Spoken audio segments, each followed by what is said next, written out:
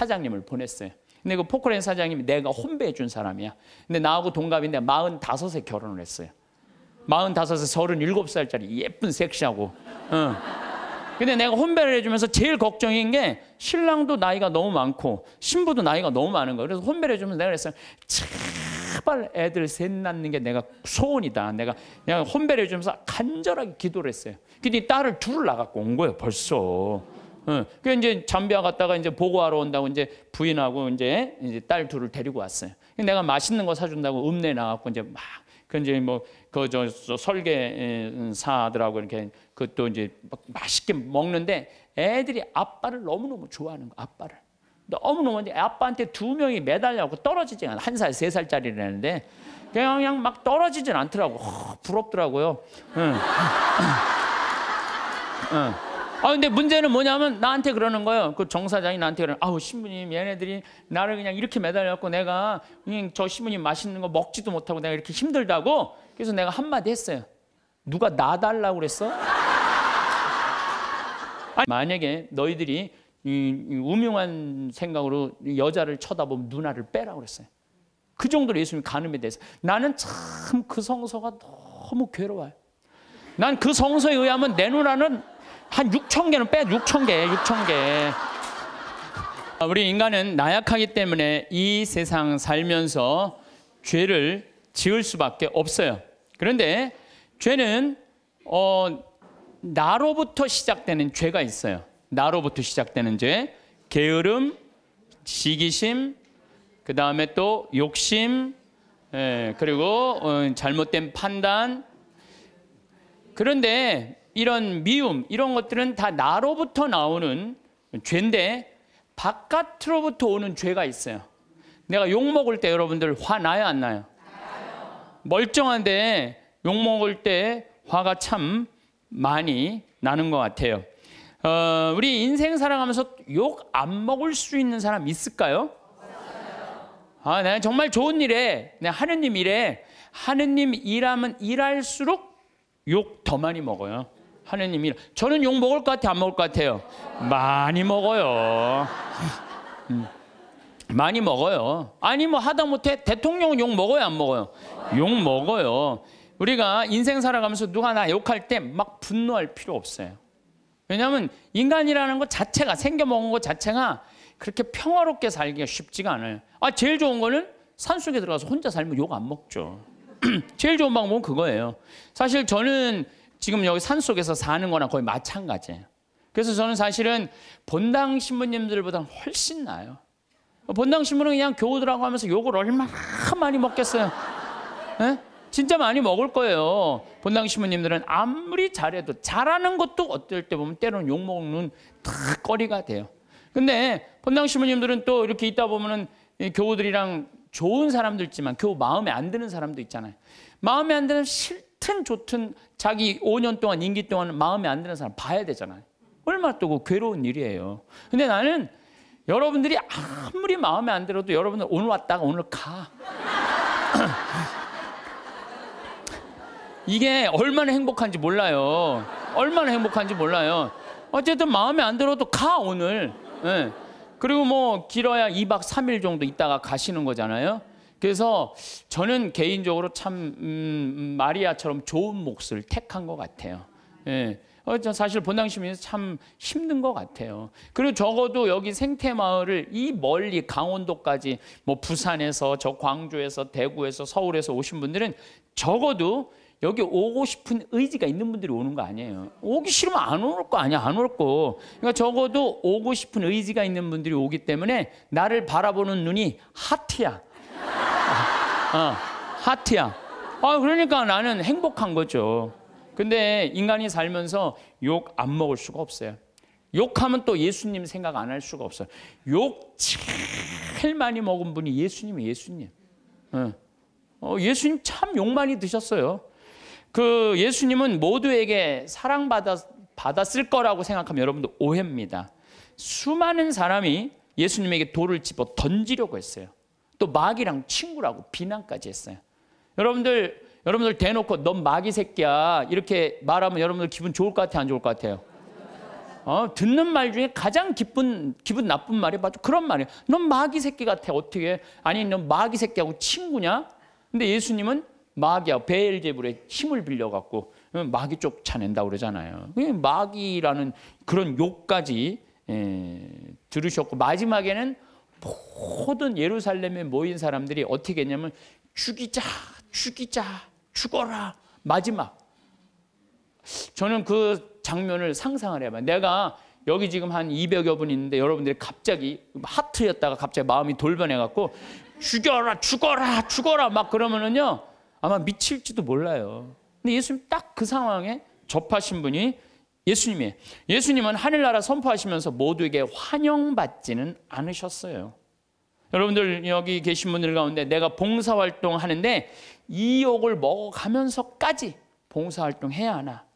봉사일 때려치고 싶은 분들 계실 거예요. 일하다 보면 욕하는 소리 들리잖아요. 사람이 내가 이런 욕을 먹고 내가 이거 성당 일을 해야 돼? 내가 레조 단장 해야 돼? 내가 성가대 해야 돼? 연령회 해야 돼? 성모 해야 돼? 아니 내 차라리 때려치고 속 편하게 내 집에서 그냥 텔레비나 보고 그냥 놀러나 다니고 하지. 내가 왜 이 욕을 먹어? 그런 생각하시는 분들 계실 거예요. 예수님 좋은 일 하면서 욕 참 많이 드셨어요. 마르코복음 3장 1절부터 6절을 보면은 안식일에 손이 오그라든 사람을 펴줘요. 안식일에 당시 이 이스라엘에서는 몸이 아픈 사람들은 다 병으로 취급을 했어요. 병으로. 그러니까 죄로 몸이 아픈 사람. 그러니까 회당에 정 가운데 있을 수가 없어요. 근데 예수님 정 가운데 나오라고 그래요. 손이 오그라든 사람 펴줘요. 얼마나 좋은 일을 하신 거예요.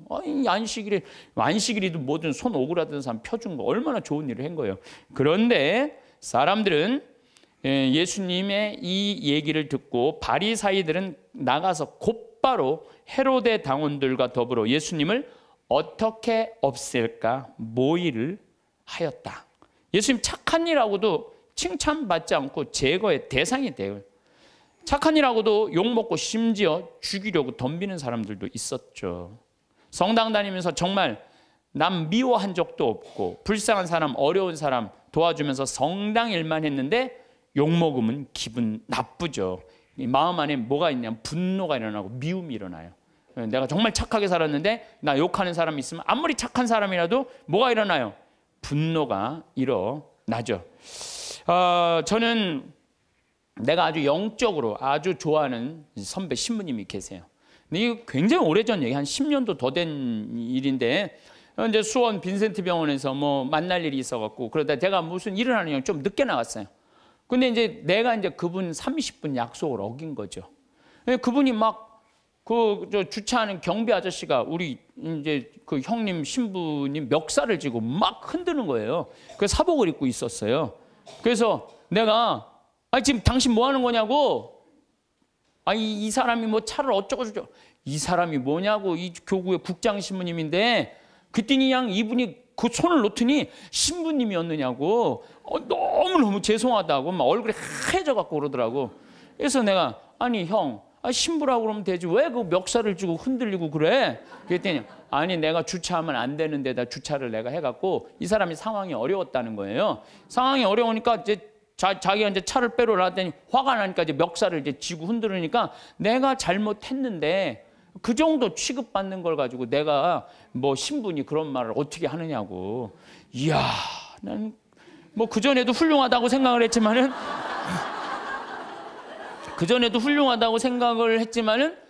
그걸 보니까 더 훌륭한 거예요. 그래서 난 그분한테 고해성사 내가 이렇게 영적 상담을 지금도 이렇게 해요.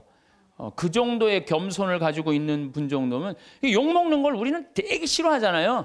근데 내가 잘못했으면은 어떻게 해야 된다? 욕 먹어야 된다. 이야, 참, 그래서 지금도 뭐 아주 정말 훌륭하게 살고 계시지만은 내가 그분을 보면서 저게 바로 겸손이구나. 자기 지위를 함부로 내지 않고. 우린 조금만 뭐만 있으면 내가 누구니 뭐니 뭐 이래잖아요. 예. 예수님 마르코복음 14장 65절을 보면 예수님이 사형이 결정되자 어떤 자들은 예수님께 침을 뱉고 그분의 얼굴을 가른 다음 주먹을 치면서 알아맞혀 보아라 하면서 놀려대기 시작했다. 여러분들 사람이요 내가 이렇게 60 넘으신 할머니들 이렇게 상담할 때요, 그 할머니들이 남편하고 살면서 가장 수치스럽게 여기는 거, 가장 모욕적으로 여기는 게 뭐냐면요, 남편이 때리는 게 아니래요. 남편이 자기 얼굴에 침 뱉는 거래요. 침 뱉는 거. 침 뱉는 남자들이 있어요. 정말로 정신 나간 남자들이 있어요. 그거 생각하면 여러분들 신랑 훌륭해, 안 훌륭해요? 훌륭하죠? 여러분들한테 침은 안 뱉잖아요. 침은. 얼마 전에도 상담을 하는데 침을 뱉는다는 거예요. 침을. 그래서 내가 왜 사냐고 그래서 왜 사냐고. 자식들 때문에 산다는 거예요. 답답한 거죠. 참 너무너무 불쌍한 거예요. 그래서 내가 그렇게 살지 말라고 내가 그랬어요. 여러분들, 내가 또 위험한 발음 안 하면 그냥 이혼하라고 그랬어요. 내가 침을 뱉고. 왜 이혼하라고 그랬냐면은 누웠을 때 죽이고 싶다는 거예요. 죽이고 싶다는, 누워있을 때 자기 침을 뱉은 그 남편을 칼 있으면 찔러 죽이고 싶다는 거예요. 여러분들, 칼로 찔러 죽이는 게 나아요? 이혼하고 사는 게 나아요? 어느 게 나아요? 이혼하고 아우, 아슬아슬 하더라고요. 얘기를 들어보니까. 예. 근데 예수님은 뭐라고 그래요? 예수님께 침을 뱉고 그분의 얼굴을 가린 다음 주먹으로 치면서 알아맞혀 보아라 하면서 놀려대기 시작했다. 시종들도 예수님의 뺨을 때렸다. 이 욕먹는 걸 넘어서요, 수치감을 겪은 거예요, 예수님. 그런데도 예수님 어떻게 해요? 다 참으시잖아요. 다 참으셔요. 우리 성당 활동하면서 조금만 나 비난하고 헐뜯는 사람이 있으면 그거보다 수십 배 더 강한 어조로 상대방 비난해요. 제일 열받는 게 나 때리는 게 누군지 모르고 맞는 거야. 그렇죠? 제일 열받는 게 나 누가 욕하는지 모르고 욕만 떠돌아다녀, 성당에. 그게 제일 열받는 거예요. 그 누군지 알면 쫓아가고 한판 할 텐데 누군지를 알아야지. 이게 헛소문이 그렇게 무서운 거, 헛소문이. 예수님 그냥 때리는데도 그냥 그걸 참죠. 아마 내가 그런 입장에 놓였다면 난 속 터져 죽었을지도 몰라요. 심지어 시종들, 종들도 예수님의 뺨을 때려요. 종들도. 예수님 묵묵히 참으시죠. 놀랍지 않으세요? 여러분들 자식 때문에 속상한 적 많아요, 적어요? 자식 때문에 속상한 적 많죠? 내가 지난번에 이 잠비아에 이제 그 자카란다 농장 꾸민다고 설계사 두 분하고 그 포크레인 사장님을 보냈어요. 근데 그 포크레인 사장님이 내가 혼배해 준 사람이야. 근데 나하고 동갑인데 45에 결혼을 했어요. 45에 37살짜리 예쁜 섹시하고. 근데 내가 혼배를 해주면서 제일 걱정인 게 신랑도 나이가 너무 많고 신부도 나이가 너무 많은 거예요. 그래서 혼배를 해주면서 내가 그랬어요. 제발 애들 셋 낳는 게 내가 소원이다. 내가 혼배를 해주면서 간절하게 기도를 했어요. 근데 딸을 둘을 낳아갖고 온 거예요, 벌써. 그 이제 잠비아 갔다가 이제 보고하러 온다고 이제 부인하고 이제 딸 둘을 데리고 왔어요. 내가 맛있는 거 사준다고 읍내 나갖고 이제 막 이제 뭐 설계사들하고 이렇게 그것도 이제 맛있게 먹는데 애들이 아빠를 너무너무 좋아하는 거, 아빠를. 너무너무 아빠한테 두 명이 매달려갖고 떨어지지 않아. 1살, 3살짜리라는데 그냥 막 떨어지진 않더라고. 부럽더라고요.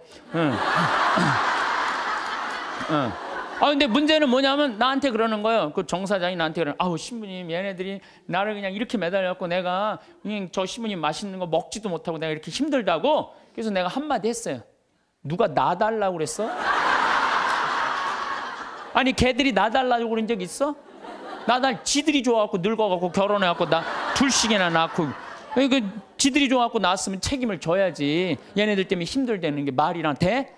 여러분들도 마찬가지. 여러분들 자식들 중에 놔달라고 그런 자식 있어요, 여러분들? 나 엄마 밑에서 태어나고 싶어 그러고 놔달라는 자식 있었어요, 없었어요? 없었죠? 다 여러분들이 좋아서 낳은 거야. 걔네들은 태어날 의지가 없었던 애들이에요, 원래는. 여러분들이 낳은 거예요, 여러분들이. 그러면 누가 책임져야 돼? 여러분들이 책임져야 돼요. 이것도 똑같아. 우리가 언제 세상에 태어나게 해달라고 그런 적 있어요, 예수님한테? 당신이 좋아갖고 세상 만들어 놓고 우리 창조해 놨잖아요. 창조해 놨는데 인간들이 너무 많은 죄를 짓는 거야. 선택할 수 있죠. 죄를 선택할 수도 있고 선을 선택할 수도 있고 옳음을 선택할 수도 있고 그름을 선택할 수 있는 것을 하느님이 자유를 주셨는데, 우리 인간이 옳음을 선택하거나 선을 선택하는 게 아니라 악을 자꾸 선택하니까 당신이 만들어 놨으니 당신이 책임지러 온 거예요. 책임지러 와갖고 어떻게 뺨 때리고 침 뱉어도 낳았으니까 어떻게 참아야지. 그냥 크다 안 되니까 당신이 책임진다고 십자가에 올라와서 죽은 거 아니에요. 우리 책임진다고. 난 그 아버지 마음, 그 부모의 마음을 예수님 십자가에 오죽했으면 저기 올라갔을까. 우리를 얼마나 사랑했으면. 그러니까 예수님 그 침뱉음도 견디셨다는 거죠. 예수님을 믿는다는 건요, 예수님처럼 사는 거예요. 적어도 예수님 흉내 낼 줄은 알아야 돼. 14장을 보면 다음 날에도, 이건 전날이야. 금요일, 그러니까 목요일 날 전날 붙잡혀갖고 그냥 매 맞고 그래. 금요일 날 아침에도 모욕을 당하셔. 군중들이, 그전에는 시종가고 종들이 예수님 모욕했는데 다음 날 아침에는 군중들이 이렇게 모욕을 해. 유다인들의 임금님 만세 하며 인사하기 시작했다. 또 갈대로 그분의 머리를 때리고 또 침을 또 뱉네. 예수님 침 참 많이 받으신 분이에요. 침을 뱉고서는 무릎을 꿇고 예수님께 절하였다. 조롱하는 거죠. 그렇게 예수님을 조롱하고 나서 자주색 옷을 벗기고 그분의 겉옷을 입혔다. 그리고 예수님을 십자가의 못 박으러 끌고 나갔다. 분명 이 군중 가운데는 예수님 일주일 전에 예루살렘에 입성할 때 빨마가지를 흔들고 호산나 호산나 주님의 이름으로 오시니 찬미 받으소서 이렇게 환영한 사람도 분명히 있었을 것 그 안에. 근데 일주일 만에 배신한 거예요. 일주일 만에. 그러니까 여러분들 인생 살면서요, 나 욕하고 누구 배신하잖아요. 그 모든 누구도 이해하지 못할 때 성당에 가서 예수님만 쳐다보세요. 예수님만 보면 예수님 입장하고 내 입장하고 어쩜 이렇게 똑같으냐. 동병상련. 어쩜 이렇게 똑같을까? 그러면은요, 예수님의 그 깊은 성심을, 깊은 마음을 이해하실 수 있습니다. 근데 문제는 우리가 살아가면서 사람한테 너무 의지하다 보면 이런 수치와 모욕, 배신을 겪을 수 있어요. 그러니까 사람은요, 물론 사람을 사랑하지만 사람만 온전히 믿으면요, 우리 인간이 실수해요. 우린 누굴 믿어야 돼? 예수님을 믿어야 돼. 예수님한테 마음을 많이 빼앗기는 사람들은요, 욕 조금 먹는다고 분노하지 않아요. 근데 사람한테 온전히 모든 걸 투신하는 사람은요, 이게 사람들한테 배신을 당하면요, 주체할 수가 없는 거예요. 누구도 다 배신해도 배신하지 않을 분이 한 분 계시잖아요. 예수님. 예수님 생각만 하면 우리가 이겨낼 수 있다는 거죠. 나는 이렇게 미움의 원인이라도 제공하지만 예수님은 무슨 미움의 원인을 제공하셨겠어요? 예수님은 대통령이 되려고 하지도 않았고 돈을 벌려고도 안 했어요. 집 한 채 없으셨던 분이에요. 예수님이야말로 집 한 채 없이. 그리고 왕권을 탐하지도 않고 사랑하려고 온 분이야. 사랑하려고. 가난하고 병든 사람들, 외로운 사람들 친구로 오신 분이죠. 그런데도 사람들이 죽어라, 죽어라, 죽여라, 죽여라 이렇게 합창을 했죠. 예수님은 그런 사람들을 상대로 해서 목에 핏대 올리면서 상대하지 않았어요. 그저 묵묵히 견뎌내셨어요. 여러분들, 나한테 험담하는 사람, 나한테 나쁜 소문 내는 사람 어때요? 그런 사람들하고 싸우면 여러분들 어떨 것 같아요? 더 평화로울 것 같아요? 화는 내면 낼수록 해결이 돼요? 일이 더 커져요? 커져요. 제일 좋은 건 무시하는 거예요, 무시. 그런 사람들. 저도 이제 이렇게 이제 평화방송에 이제 강의 많이 나가잖아요.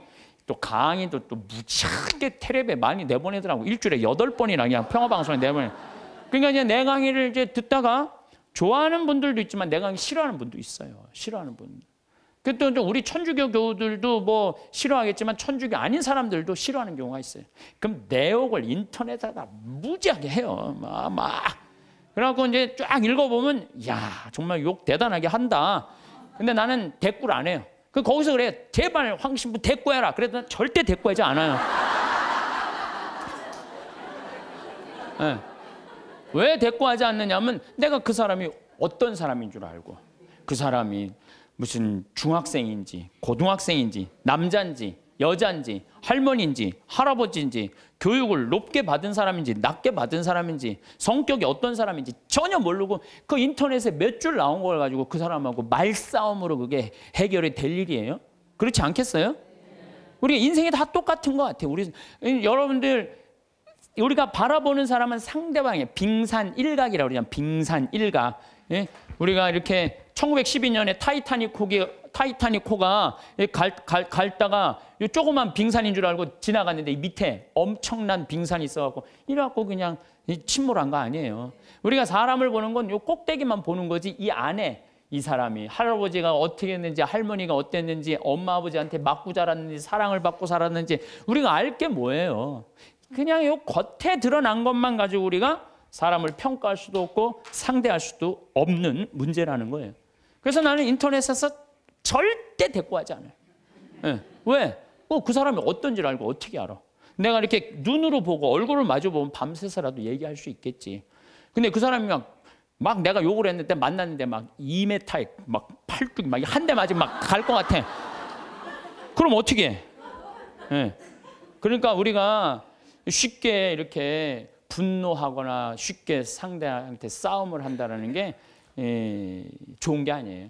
욕은요, 세상 살면서 기본적으로 먹고 산다. 이렇게 생각하면 속 편해요.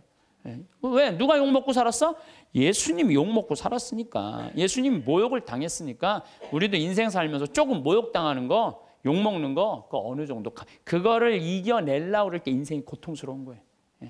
저도 이렇게 살아오면서 그런 나쁜 거는 그냥 무시하고 시간이 지나면 다 없어져요. 시간이 지나면 5년, 10년이 지나보면 다 없어져요. 그러니까 여러분들 그런 거. 오늘 지금 내가 식사하면서 여고생이 임신했다는 헛소문이 학교에 퍼졌대. 그래서 자살을 한 거예요. 그 아까운 아이가. 그러니까 이 헛소문에 죽는 사람들 정말로 많아요. 헛소문에. 그래서 사람들이라는 게 참 그런 문제가 있는 것 같아요.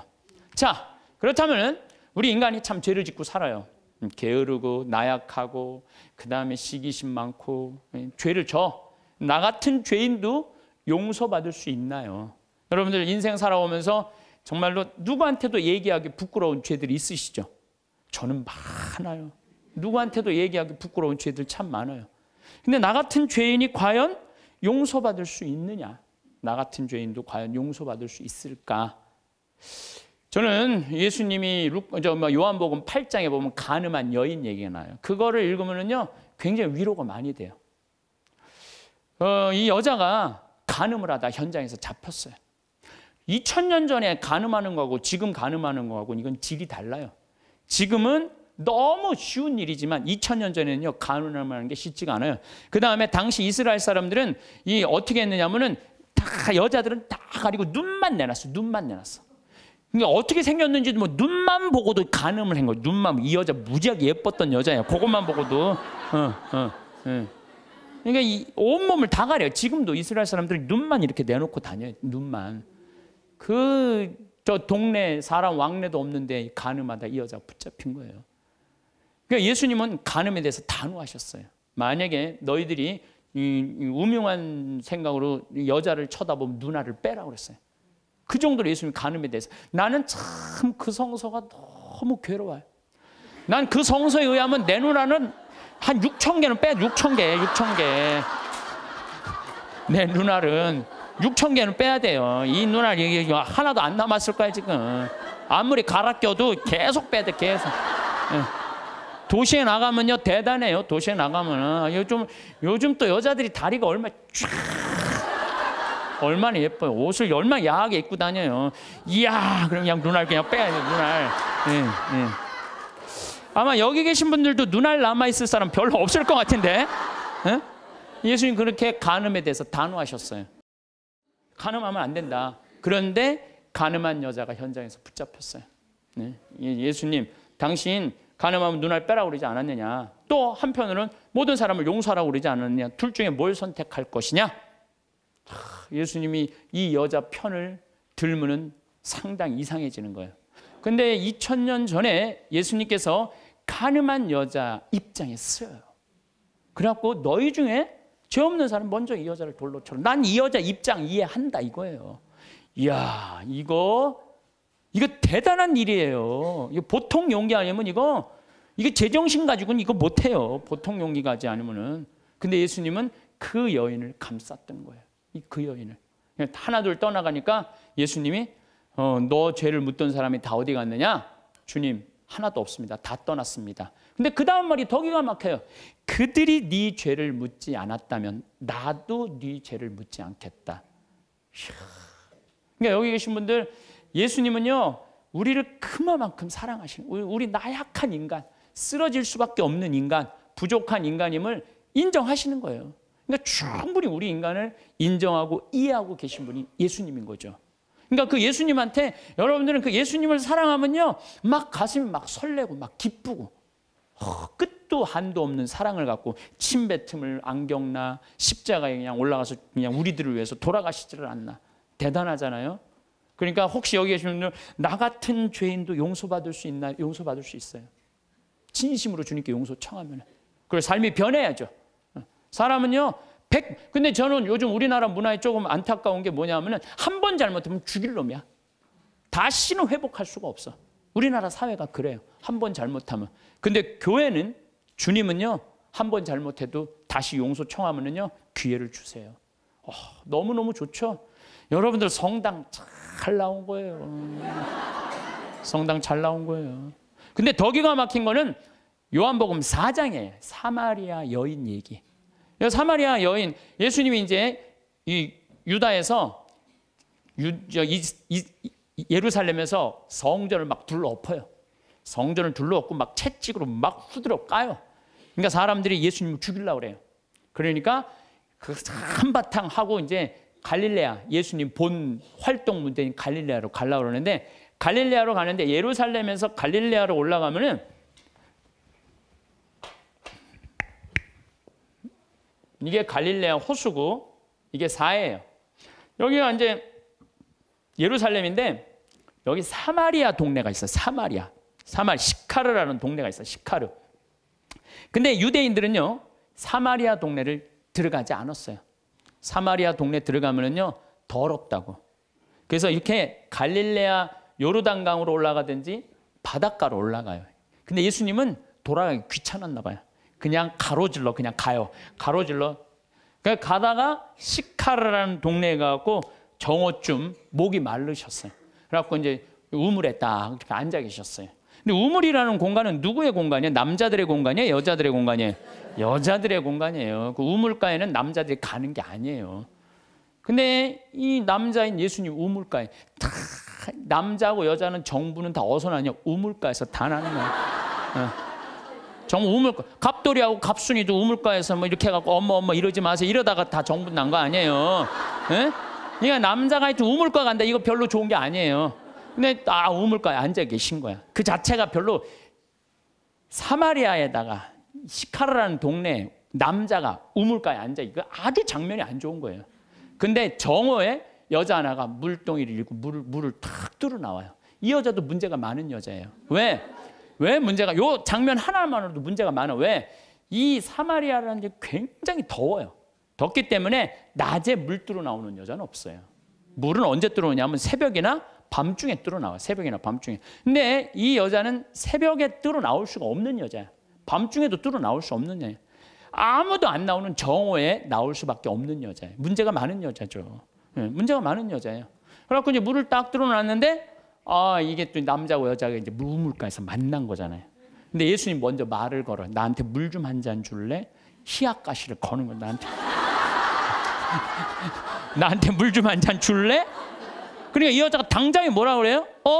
당신은 유대인이고 나는 사마리아 여자인데 어떻게 나한테 말을 거느냐? 그렇게 얘기를 해요. 너무 황당한 거죠. 그랬더니 예수님이 뭐라 그러냐면 네가 내가 누군 줄 알면 네가 나한테 물 달라고 그랬을 거다. 아니 당신 뭐 두레박도 없는데 어떻게 물이 있느냐? 네가 알지 못하는 내 마르지 않은 샘이 있다. 그걸 좀 저한테 줘라. 이렇게 얘기를 해요. 그러니까 예수님이 그럼 남편 좀 데리고 와라. 그랬더니 난 남편이 없다고 여자 딱 잡아 떼는 거예요. 그랬더니 예수님이 뭐라고 그러냐? 그래 너는 5 남자하고 살았는데 그것도 네 남편이 실질적으로 아니고 지금 사는 그 남자도 네 남편은 아니지. 이 여자 깜짝 놀라는 거죠. 자기가 5 남자하고 살았던 걸 아니까. 거기다가 이제 예수님이 계속 말을 하는 거예요. 그 성서를 보면은요, 예수님이 이렇게 사람하고 이렇게 길게 말하지 않아요. 근데 하여튼 이 요한복음 4장 오늘 집에 가서 한번 읽어보세요. 얼마나 긴지. 그러니까 이 여자를 붙잡고 무지하게 오랫동안 수다를 떨고 계신 거 지금. 쉽게 말하면 무지하게 수다를 오래 떨고 계신 거야. 그러더니 이제 앞으로는 예루살렘에서 예배하거나 그리짐산 야곱의 우물 그리짐산에서 예배하는 그런 시대는 끝났다. 이제 정말로 마음으로 예배하는 하나님은 어디나 계시고 막 구원에 대해서도 얘기하고 예배에 대해서도 얘기를 하네. 그러니까 이 여자가 동네로 가요. 동네로 가갖고 우리가 찾던 구세주를 뵀다 내가. 그래갖고 이 여자 사람들을 데리고 와요. 데리고 오면서 사람들이 예수님하고 얘기를 하다가 이 여자 마리아는 우리 눈으로 직접 봐서 이분이 구세주임을 우리가 확인했다 이렇게 얘기를 해요. 다시 말해서 신약 성서에서 첫 여제자가 누구냐면 바로 이 사마리아 여자예요. 첫 여제자가. 파견한 거 아니에요. 동네 갖고 사람들 데리고 온 거 아니에요. 근데 여러분들 생각을 해봐. 이 여자가 5 남자하고 살았던 여자야. 그러니까 이혼을 5번 한 거예요. 6번째 이 남자하고 사는 여자예요. 이 여자 이뻤겠어 안 이뻤겠어요? 여러분 5번 정도 결혼할 정도면요 이뻐야 돼요. 이뻐야 돼. 네. 그렇잖아요. 굉장히 예뻤을 거예요. 근데 여러분들 성당에서 이 생각을 해봐요. 신부님 우리 성당에서 6번째 남자하고 살던 여자가 성당을 나왔어. 그것만 해도 여러분들 대단한 이슈가 될 것 같아요? 안 될 것 같아요? 대단하죠. 6번째 남자하고 사는 이혼을 5번 하고 6번째 사는 여자가 나왔는데 신부님 미사 끝나고 그 여자를 붙잡고 얘기하기 시작하는 거야. 그것도 성당을 어떻게 운영할 것인가. 그 여자 의견을 물어보는 거예요. 성당을 어떻게 운영하면 좋으냐. 한참 얘기하더니 아이 그러지 말고 그냥 네가 성모회장 해라. 그래갖고 성모회장으로 임명을 했어. 성당 교우들이 그 본당 신부님하고 그 여자하고 뜯어 먹을 것 같아? 안 뜯어 먹을 것 같아요? 뜯어 먹어요. 뜯어 먹어요. 근데 예수님은요 그게 중요하지 않으셨나 봐요. 그러니까 우리가 생각하는 죄하고 예수님이 생각하는 사랑하고 너무너무 이게 차원이 다른 거예요. 차원이. 여기 계신 분들 지금 한 5 남자하고 이렇게 이혼했다 결혼했다 이혼했다 이런 분들 혹시 계세요? 없으시죠? 나는 이것도 굉장히 위험한 반이는데 인생 살면서요 정말 잘못 만나는 남자 있을 수 있어요. 잘 안 맞는 남자. 그래서 이혼할 수도 전 있다고 생각을 해요. 나는 요새 우리 프란치스코 교황님 너무 마음에 들어. 왜 프란치스코 교황님이 마음에 드느냐면은 동성애자들에 대해서 사목적 배려를 해줘야 된다고 그러잖아요. 난 너무너무 마음에 들더라고요. 내가 동성애자 옹호자가 아니에요. 왜 동성애자에 대한 사목적 배려를 해야 되느냐면은 1960년대 초에 DES라는 여성 호르몬제가 발명이 돼. 그러니까 화학 호르몬제, 합성 호르몬제. 그러니까 이게 발견되면서부터 난리가 난 거예요. 전 세계적으로 여자들이 여성 호르몬이 에스트로겐이 정말 중요한데 이게 이제 약으로 먹을 수 있다. 그래갖고 막 임신을 했을 때 이 약에 대한 무서운 걸 모르고 다 먹여요. 임신한 여자들한테. 이 여성 호르몬이 에스트로겐이 먹으면 애한테도 좋을 줄 알고 다 먹여요. 그래갖고 이제 애들이 다 나왔어요, 세상에. 그런데 20년이 지나고 난 다음에 1980년 이때부터 갑자기 동성애자들이 너무 많이 늘어나는 거예요, 미국에. 동성애자들이 너무 많이 늘어나는 거예요. 그래갖고 이게 어떻게 된 거냐 추적을 해봤어요. 추적을 해봤는데 1960년도 초에 임신했을 때 DES, 합성 호르몬제를 먹은 애들이 문제가 생긴 거예요. 이 여자인 경우는 문제가 없어요. 여자인 경우는. 근데 남자인 경우는 임신을 했는데 뱃속에 뭐가 남자애가 들어있단 말이야. 그러면은 합성 호르몬을 먹으면 얘한테 에스트로겐이 들어가 버리는 거예요. 얘한테 뭐가 들어가냐면 테스토스테론이 들어가야 되는데 남성 호르몬이 들어가야 되는데 그러니까 몸 안에 얘는 태어나면서 뭐가 많은 거야? 여성 호르몬이 남자지만 여성 호르몬이 많은 거야. 몸에 뭐가 흘러? 여성 껍데기는 남자지만 안에는 여성 에스트로겐이 흐르는 거야. 그러니까 얘는 남자도 아니고 여자도 아닌 거야. 얘 잘못 아니에요. 누구 잘못이야? 엄마가 잘못 약 먹어갖고. 그래갖고 보니까 거의 그 남자애들 중에 한 4분의 3 정도가 동성애적 성향을 갖고 있는 거야. 얘한테 너 지옥에 갈 거다. 너 그래갖고. 이게 되냐 이거예요. 이런 사목적 배려가 필요하다는 거예요. 맞는 말씀이에요. 마찬가지예요. 우리가 이혼한 사람 성당 못 나오게 하잖아요. 아니에요. 저는 그렇게 생각하죠. 이혼할 수 있어요. 사목적 배려로 그들도 빨리 구제해줘야 돼요. 어떤 방법으로든. 그래서 하나님 앞에서 정말 신앙생활 할 수 있도록 해줘야 돼요. 예수님은 5번째 산 여자하고도 하늘나라 얘기를 했는데 여기서 구원의 대상에서 제외될 사람이 몇 명이나 될 것 같아요? 다 구원받을 수 있는 거 다. 그래서 저는 이렇게 이 요한복음 4장을 묵상하면서 우리 예수님께서 우리 인간을 얼마나 사랑하는지 그 깊이를 헤아릴 수가 없어. 너무나 많은 사랑을 갖고 계신 분이야.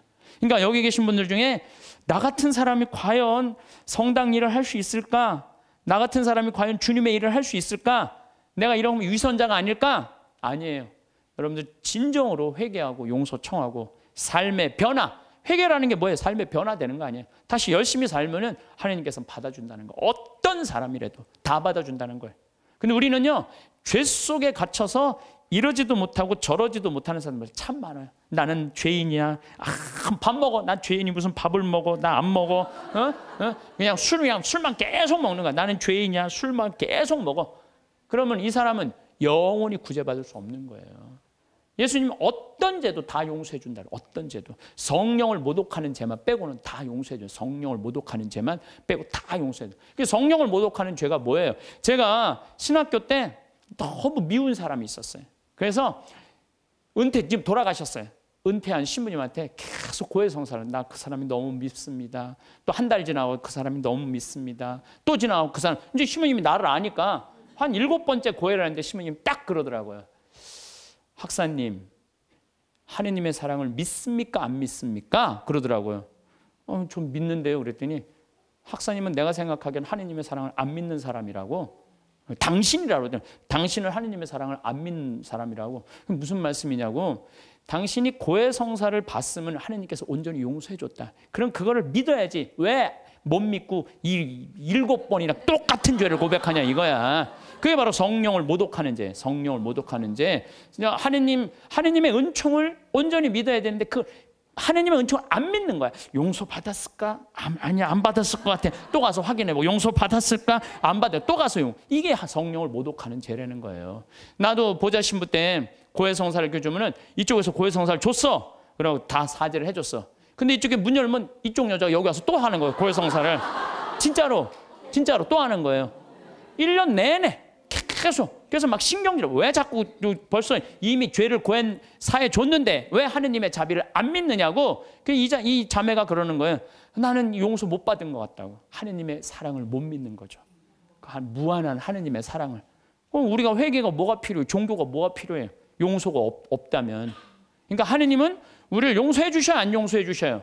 용서해 주세요. 그러니까 여러분들 하느님의 사랑을 간절하게 믿으시라는 거예요. 여러분들 평화를 원하세요? 네. 평화를 원하면요, 용서하셔야 돼요. 저는 예수님께서 계속 사랑해라, 용서해라, 사랑해라, 용서해라 그러다가 결정적으로 마지막에 평화를 주노라 그래요. 이게 언제 평화를 주느냐 하면은 예수님 침뱉음 다 당하고 때리고 뺨 맞고 십자가 못 박혀서 다 죽었어. 죽고 난 다음에 3일 만에 부활하세요. 3일 만에 부활했을 때 예수님이 제자들을 처음 만나요. 3일 만에. 제자들은 어떤 상태? 스승 배신하고 다 도망간 상태 아니야. 다 도망가고 배신하고 스승은 죽었다고 생각했을 때 마음이 지극히 불안했어. 배신, 그 3년을 따라다니는 스승을 배신했단 말이야. 예수님이 3일 만에 부활하셔서 첫 인사가 니네들 왜 나 배신했어? 내가 죽었다 살아난다는 건 니네들 안 믿었어? 이렇게 얘기하지 않아요. 평화를 비노라. 평화를 주노라. 평화는요, 여러분들 언제 찾아오는 거냐면 그 모든 폭풍이 다 지나가고 누릴 수 있는 게 평화예요. 평화. 그래서 나는 여기 여러분들 지금 우리 평창 생태마을에 오셨지만은 제가 요즘 참 많은 평화를 많이 누려요. 저도 인생을 살면서 질곡, 막 폭풍, 뭐 별걸 다 겪었죠. 근데 요즘은요, 그 모든 걸 떠나서 이게 마음이 정말 평화로운 거예요. 그리고 여기 마당에 아침에 탁 이렇게 강 내려가는 걸 보고 앉았으면요, 그렇게 행복해요. 아, 예수님이 이 평화를 얘기하는구나. 그러니까 마음 안에, 저는 지금 마음 안에 미워하는 사람이 정말로 없어요. 예전에는 많았어요. 예전에는 많았어요. 근데 그런 단계들이 다 어느 정도 지나고 난 다음에 내가 이제 평창에 들어와서 산 지 10년이 됐어. 10년. 그러니까 10년 동안 뭐 인연이 있었던 많은 사람들이 이제 떨어져 나가고 뭐 사연이 있었던 많은 사람들이 떨어져 산속에서 여기 한번 마음 먹고 올라오면 하루가 걸리잖아요. 그러니까 웬만한 사람들은 거의 못 와요. 그러니까 사람을 덜 만나고 또 좋은 사람들만 만나니까 평화로운 거예요. 아, 예수님이 부활하고 난 다음에 내가 너희에게 평화를 비노라. 그게 바로 이거구나. 미움, 분노, 증오, 죽어라, 죽여라 다 떠나고 난 다음에 예수님이 마지막에 십자가에서 부활하고 성취한 게 뭐다? 평화다. 평화. 그러니까 여러분들 마음 안에 미움이 있으면요, 평화를 누릴 수가 없어요. 마음 안에 분노가 있으면 평화를 누릴 수가 없어요. 그래서 용서해야 되는 거예요. 그래서 여러분들 우리 마음 안에 남을 찔러 죽이려는 마음의 창을 두들겨서 곡식을 만들어내는 낫으로 만들어야 돼. 마음의 미움을 두들겨서 평화를 만들어내는 사랑으로 만들어야 돼. 그래서 사람을 보면서 막 사랑할 수 있는 그런 마음 여러분들 청하셔야 돼요. 제가 신학교 1학년 때는 별놈이 다 모인 거예요. 52명이 이제 그 별놈이 다 모인 거예요. 그냥 별놈이. 그냥 마음에 드는 놈, 안 드는 놈, 그냥 이상한 놈, 안 이상한 놈, 별놈이 다 있는 거예요. 1학년, 2학년 때는 맨날 그냥 밉고 싸우고 그러더라고요.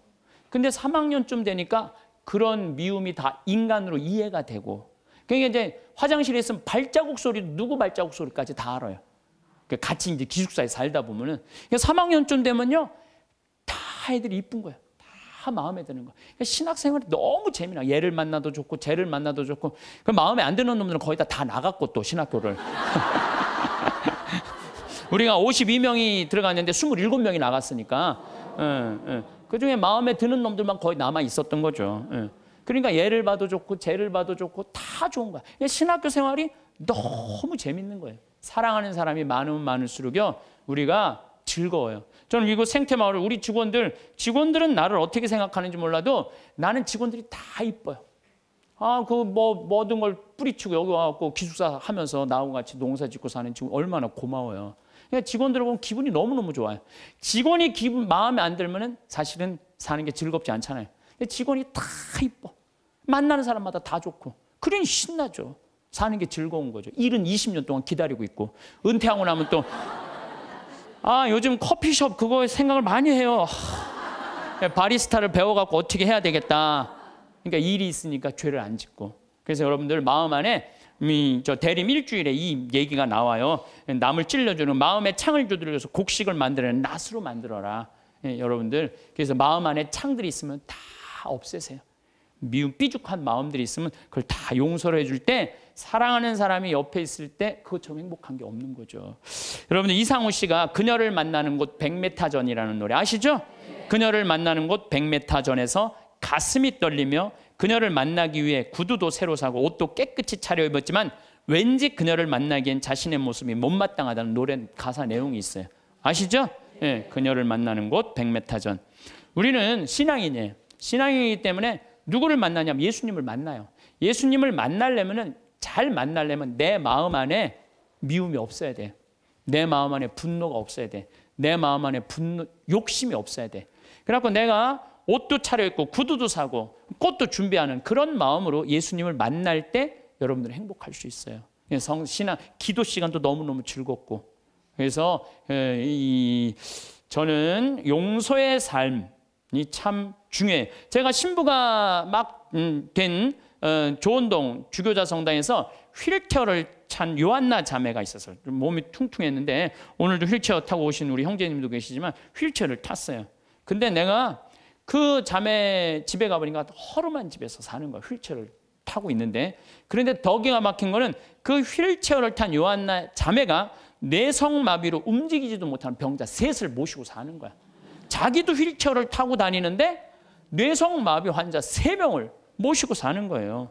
화장실도 겨우 다니는 그들에게 내가 왜 이렇게 힘든 일을 하냐고 물었더니 자기는 무슨 일이라도 할 수 있고 움직일 수도 있지만 누워있는 뇌성마비 환자들은 움직이지도 못하니까 움직이지 못하는 우리가 당연히 돌봐야 된다면서 그 아름다운 생활을 하더라고요.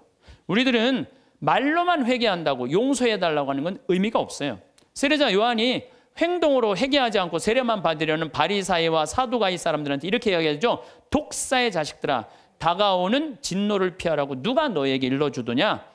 회개에 합당한 열매를 맺어라. 죄를 뉘우친다면요, 우리가 회개에 합당한 보석의 생활을 해야 되는 거예요. 공을 쌓아야 된다는 거죠. 행실로 드러나야 된다는 거. 사랑하고 나누는 삶. 특별히 우리 교우들은 세상에 살다 보면 참 미운 일이 많아요. 자식, 남편, 형제, 친척, 그 나 사기치는 보이스피싱, 미워할 놈들이 너무 많아요. 참. 그래서 저는 교우들한테 생활의 단순함이 참 필요한 것 같아요. 생활이 좀 단순해. 너무 많은 일을 하다 보면요, 이게 죄를 많이 져요. 생활이 단순한 게 참 필요해요. 윤동주 씨가 서시라는 걸 썼죠. 죽는 날까지 하늘을 우러러 한 점 부끄러움이 없기를. 잎새 이는 바람에도 나는 괴로워했다. 별을 노래하는 마음으로 모든 죽어가는 것을 사랑해야지. 그리고 나한테 주어진 길을 걸어가야 되겠다. 오늘 밤에도 별이 바람에 스치운다. 참 내용이 좋은 것 같아. 죽는 날까지 하늘을 우러러 한 점 부끄러움이 없기를. 이런 마음으로 살아가야 돼요. 근데 뭐 나는 그냥 하늘을 우러러 그냥 부끄러운 일 천지인데 어쨌든 마음만은 그래야 된다는 거죠. 잎새 이는 바람에도 나는 괴로워했다. 양심의 소리, 주님께서 우리에게 들려주는 양심의 소리를 들어야 된다는 거죠. 별을 노래하는 마음으로 모든 죽어가는 것을 사랑해야지. 이 시는 거꾸로 들으면 돼요. 별을 노래하는 마음으로 모든 살아있는 것을 사랑해야지 하고 똑같은 것 같아요. 그래서 여러분들, 제가 별 참 좋아하는 소년이잖아요. 어제도 내가 여기 새벽 1시에 수소성당 강의 이제 우리 평화방송 팀하고 하고 새벽 전부 다 별 보셨죠? 우리 촬영팀들 얼마나 별이 예쁜지 몰라요. 이 세상에 태어난 건 축복이에요. 축복. 근데 그냥 행복한 마음으로 그 별을 바라보니 미움 때문에 땅바닥만 쳐다보면요 그 별을 못 봐요. 근데 요즘 현대인들은요 하늘을 볼 생각을 안 해요. 그리고 나한테 주어진 길을 걸어가야겠다. 오늘 밤에도 별이 바람에 스치운다. 좋죠? 다시 한번 이거 읽어드리도록 하겠습니다. 서시 윤동주. 죽는 날까지 하늘을 우러러 한 점 부끄러움이 없기를. 잎새 이는 바람에도 나는 괴로워했다. 별을 노래하는 마음으로 모든 죽어가는 것을 사랑해야지. 그리고 나한테 주어진 길을 걸어가야겠다. 오늘 밤에도 별이 바람에 스치운다. 오늘도 황창현 신부님의 행복특강 잘 들으셨나요? 이어서 나이 들수록 들으면 도움이 되는 지혜의 말씀을 들려드리겠습니다. 인생은 지혜롭게 살고 자기 삶은 뚜렷해야지. 착하다고 행복이 찾아오는 것은 아니다. 소중한 자신의 인생을 한 남자에게 목매달아서 자신을 괴롭히고 살 필요도 없다. 내 인생에 대하여 책임감을 가질 수 있는 자세가 필요한 것이다. 늘 안절부절하는 것은 바보스러운 짓이니 현명하게 대처해야 한다. 남자가 이러니 저러니 불평해봐야 내 인생을 책임져주는 사람은 없다. 무조건 내가 해결해야 한다. 그러니 내가 당당하게 살면 어떤 상황도 헤쳐나갈 수 있는 것이다. 지나간 잘못을 후회하며 자책하는 것은 어리석은 것이다. 후회한다는 건 실수를 저지른 자기를 미워하고 제대로 대처하지 못한 스스로를 미워하는 마음이다. 후회는 자기에 대한 또 다른 학대다. 우리는 늘 현재를 놓치며 산다. 과거를 생각하다 현재를 놓치고 미래를 걱정하느라 또 현재를 놓친다.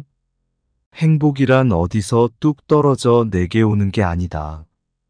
지금 이 시간에 집중해서 최선을 다할 때 그 하루하루가 쌓여 행복한 미래가 되는 것이다. 절제라는 것은 억누른다는 뜻이 아니다. 욕구대로 이루어지지 않는 것도 삶의 진실로 받아들여야 한다는 뜻이다. 세상에 끌려다니지 마라. 세상에 끌려다니다 보면 괴로워진다. 무엇을 하느냐가 중요한 게 아니라 얼마나 자기가 만족하며 자기 힘으로 살아가느냐가 중요하다. 아무리 좋은 일이라도 상대가 원하지 않으면 그건 상대를 속박하고 괴롭게 하는 것이다. 열등감과 우월감은 뿌리가 같다. 우리는 보통 타인과 비교하면서 자신을 판단한다.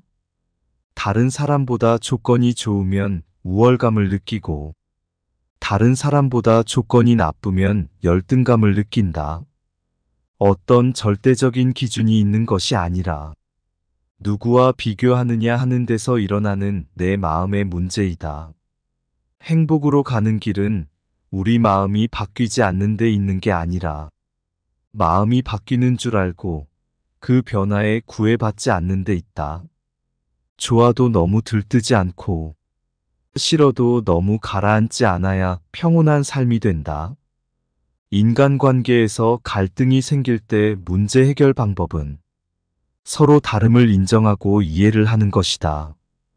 이기심을 버려야 세상에 평화가 오는 것이 아니다.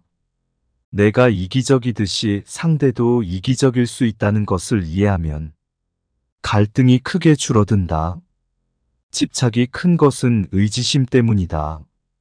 의지한다는 것은 좋게 말하면 상대를 신뢰하는 것이고, 나쁘게 말하면 노예근성이 있는 것이다.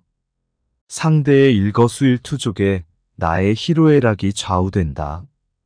누군가에게 의지한다는 것은 상대의 태도에 따라 내 삶이 흔들리게 된다는 뜻이다.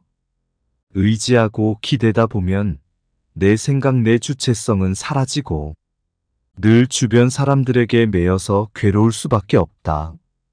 사랑이라는 이름으로 서로 구속하고 의존하는 마음에서 벗어나 내 인생의 주인은 바로 나라는 마음으로 살아야 한다. 진정한 성공은 매 순간이 값지고 소중하다는 것을 아는 데서 시작된다. 이런 관점을 갖고 인생을 산다면 어제도 성공하고 오늘도 성공하고 내일도 성공하는 삶을 살 수 있다. 남의 불행 위에 내 행복을 쌓지 마라. 내가 힘들게 일하지 않고 편히 살 수 있는 것은 나보다 힘들게 일하면서도 어렵게 살아가는 사람들이 있기 때문이다. 인생을 살아가는데 타인의 기준에 따르는 게 아니라 자신의 가치관이 분명하게 서야 한다. 어떤 이유에서든 괴로울 수밖에 없다고 하는 것은 인생을 낭비하는 것이다. 누가 뭐라 해도 자기 인생을 행복하게 사는 게 먼저다. 우리가 행복하고 불행한 것은 모두 자기 책임이다. 내가 행복해지는 것이 삶의 경쟁력이다. 어떤 삶을 살고 있더라도 당신은 행복해질 권리가 있다. 어떤 순간이라도 우리는 행복을 선택할 수 있다. 행복도 내가 만드는 것이네. 불행도 내가 만드는 것이네. 진실로 그 행복과 불행 다른 사람이 만드는 것 아니네. 원하는 것이 다 이루어져야 행복한 것은 아니다.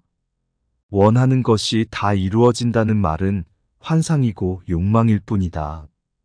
원하는 것이 이루어지지 않는다고 원하는 것에 매달려 울고 불고 하면서 불행하게 살 것인가?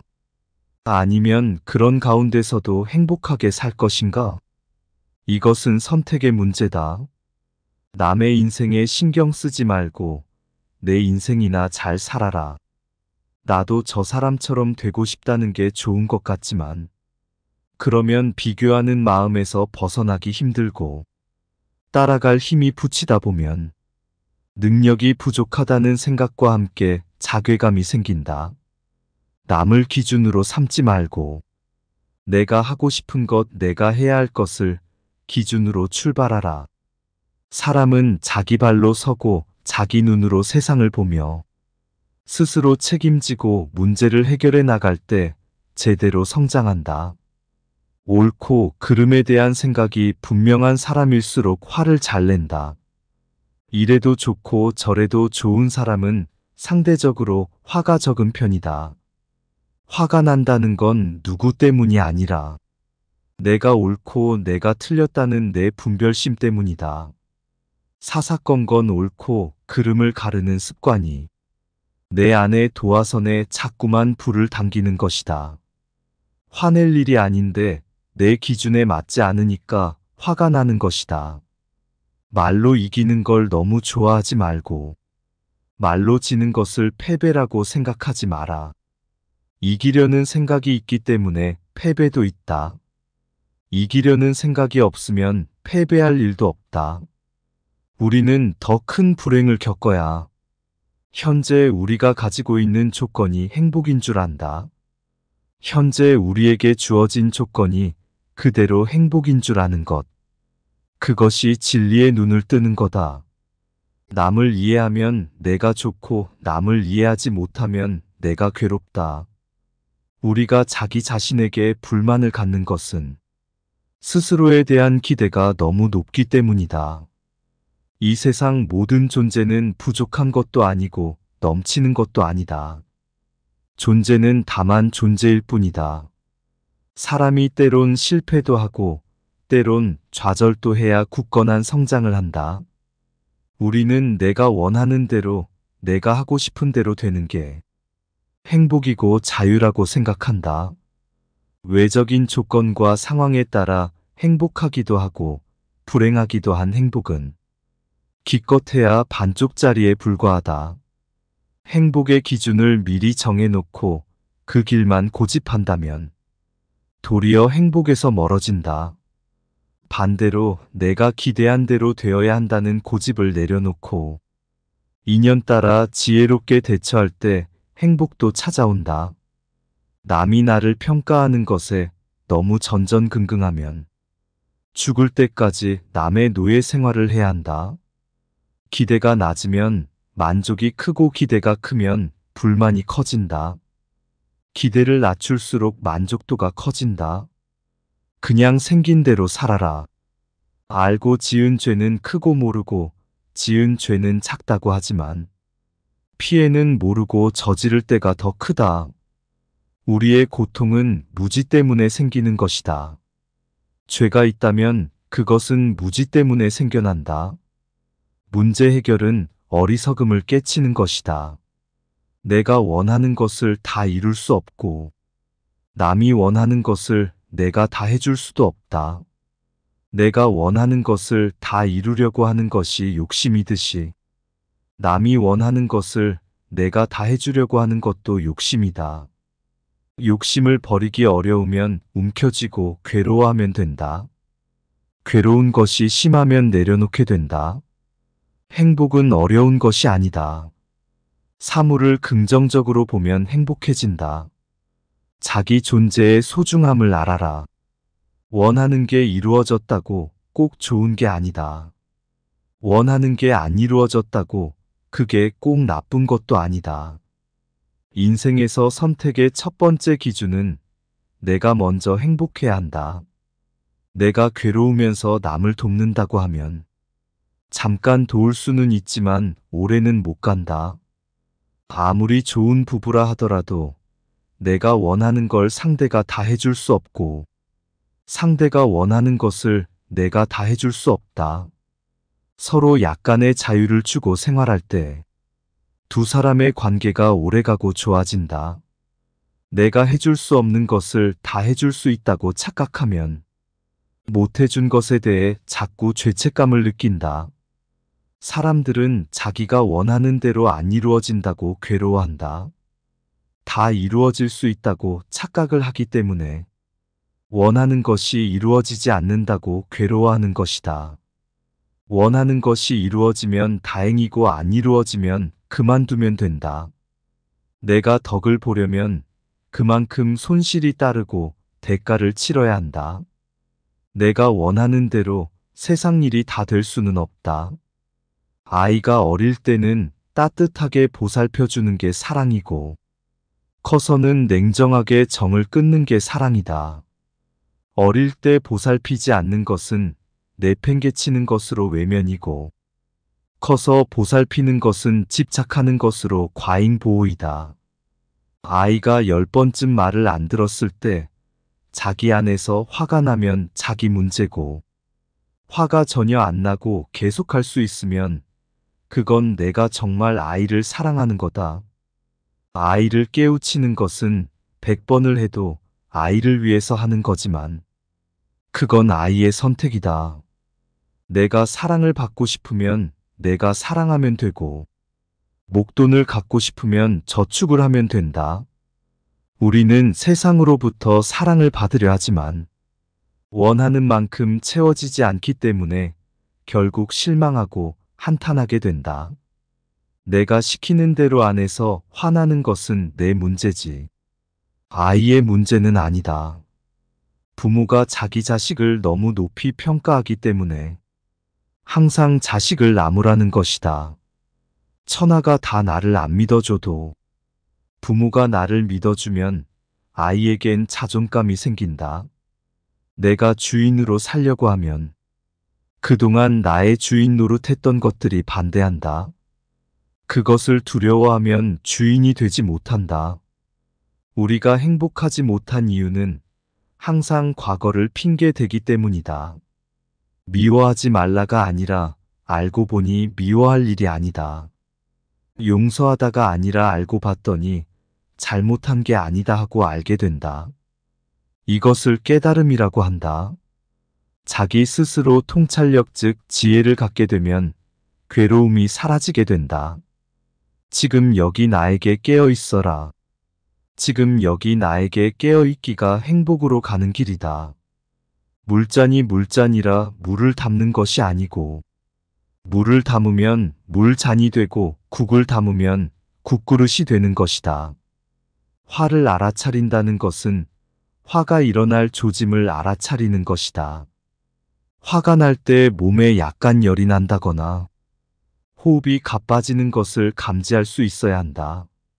알아차리고 알아차리고 알아차리면 점점 알아차림의 순간이 빨라진다.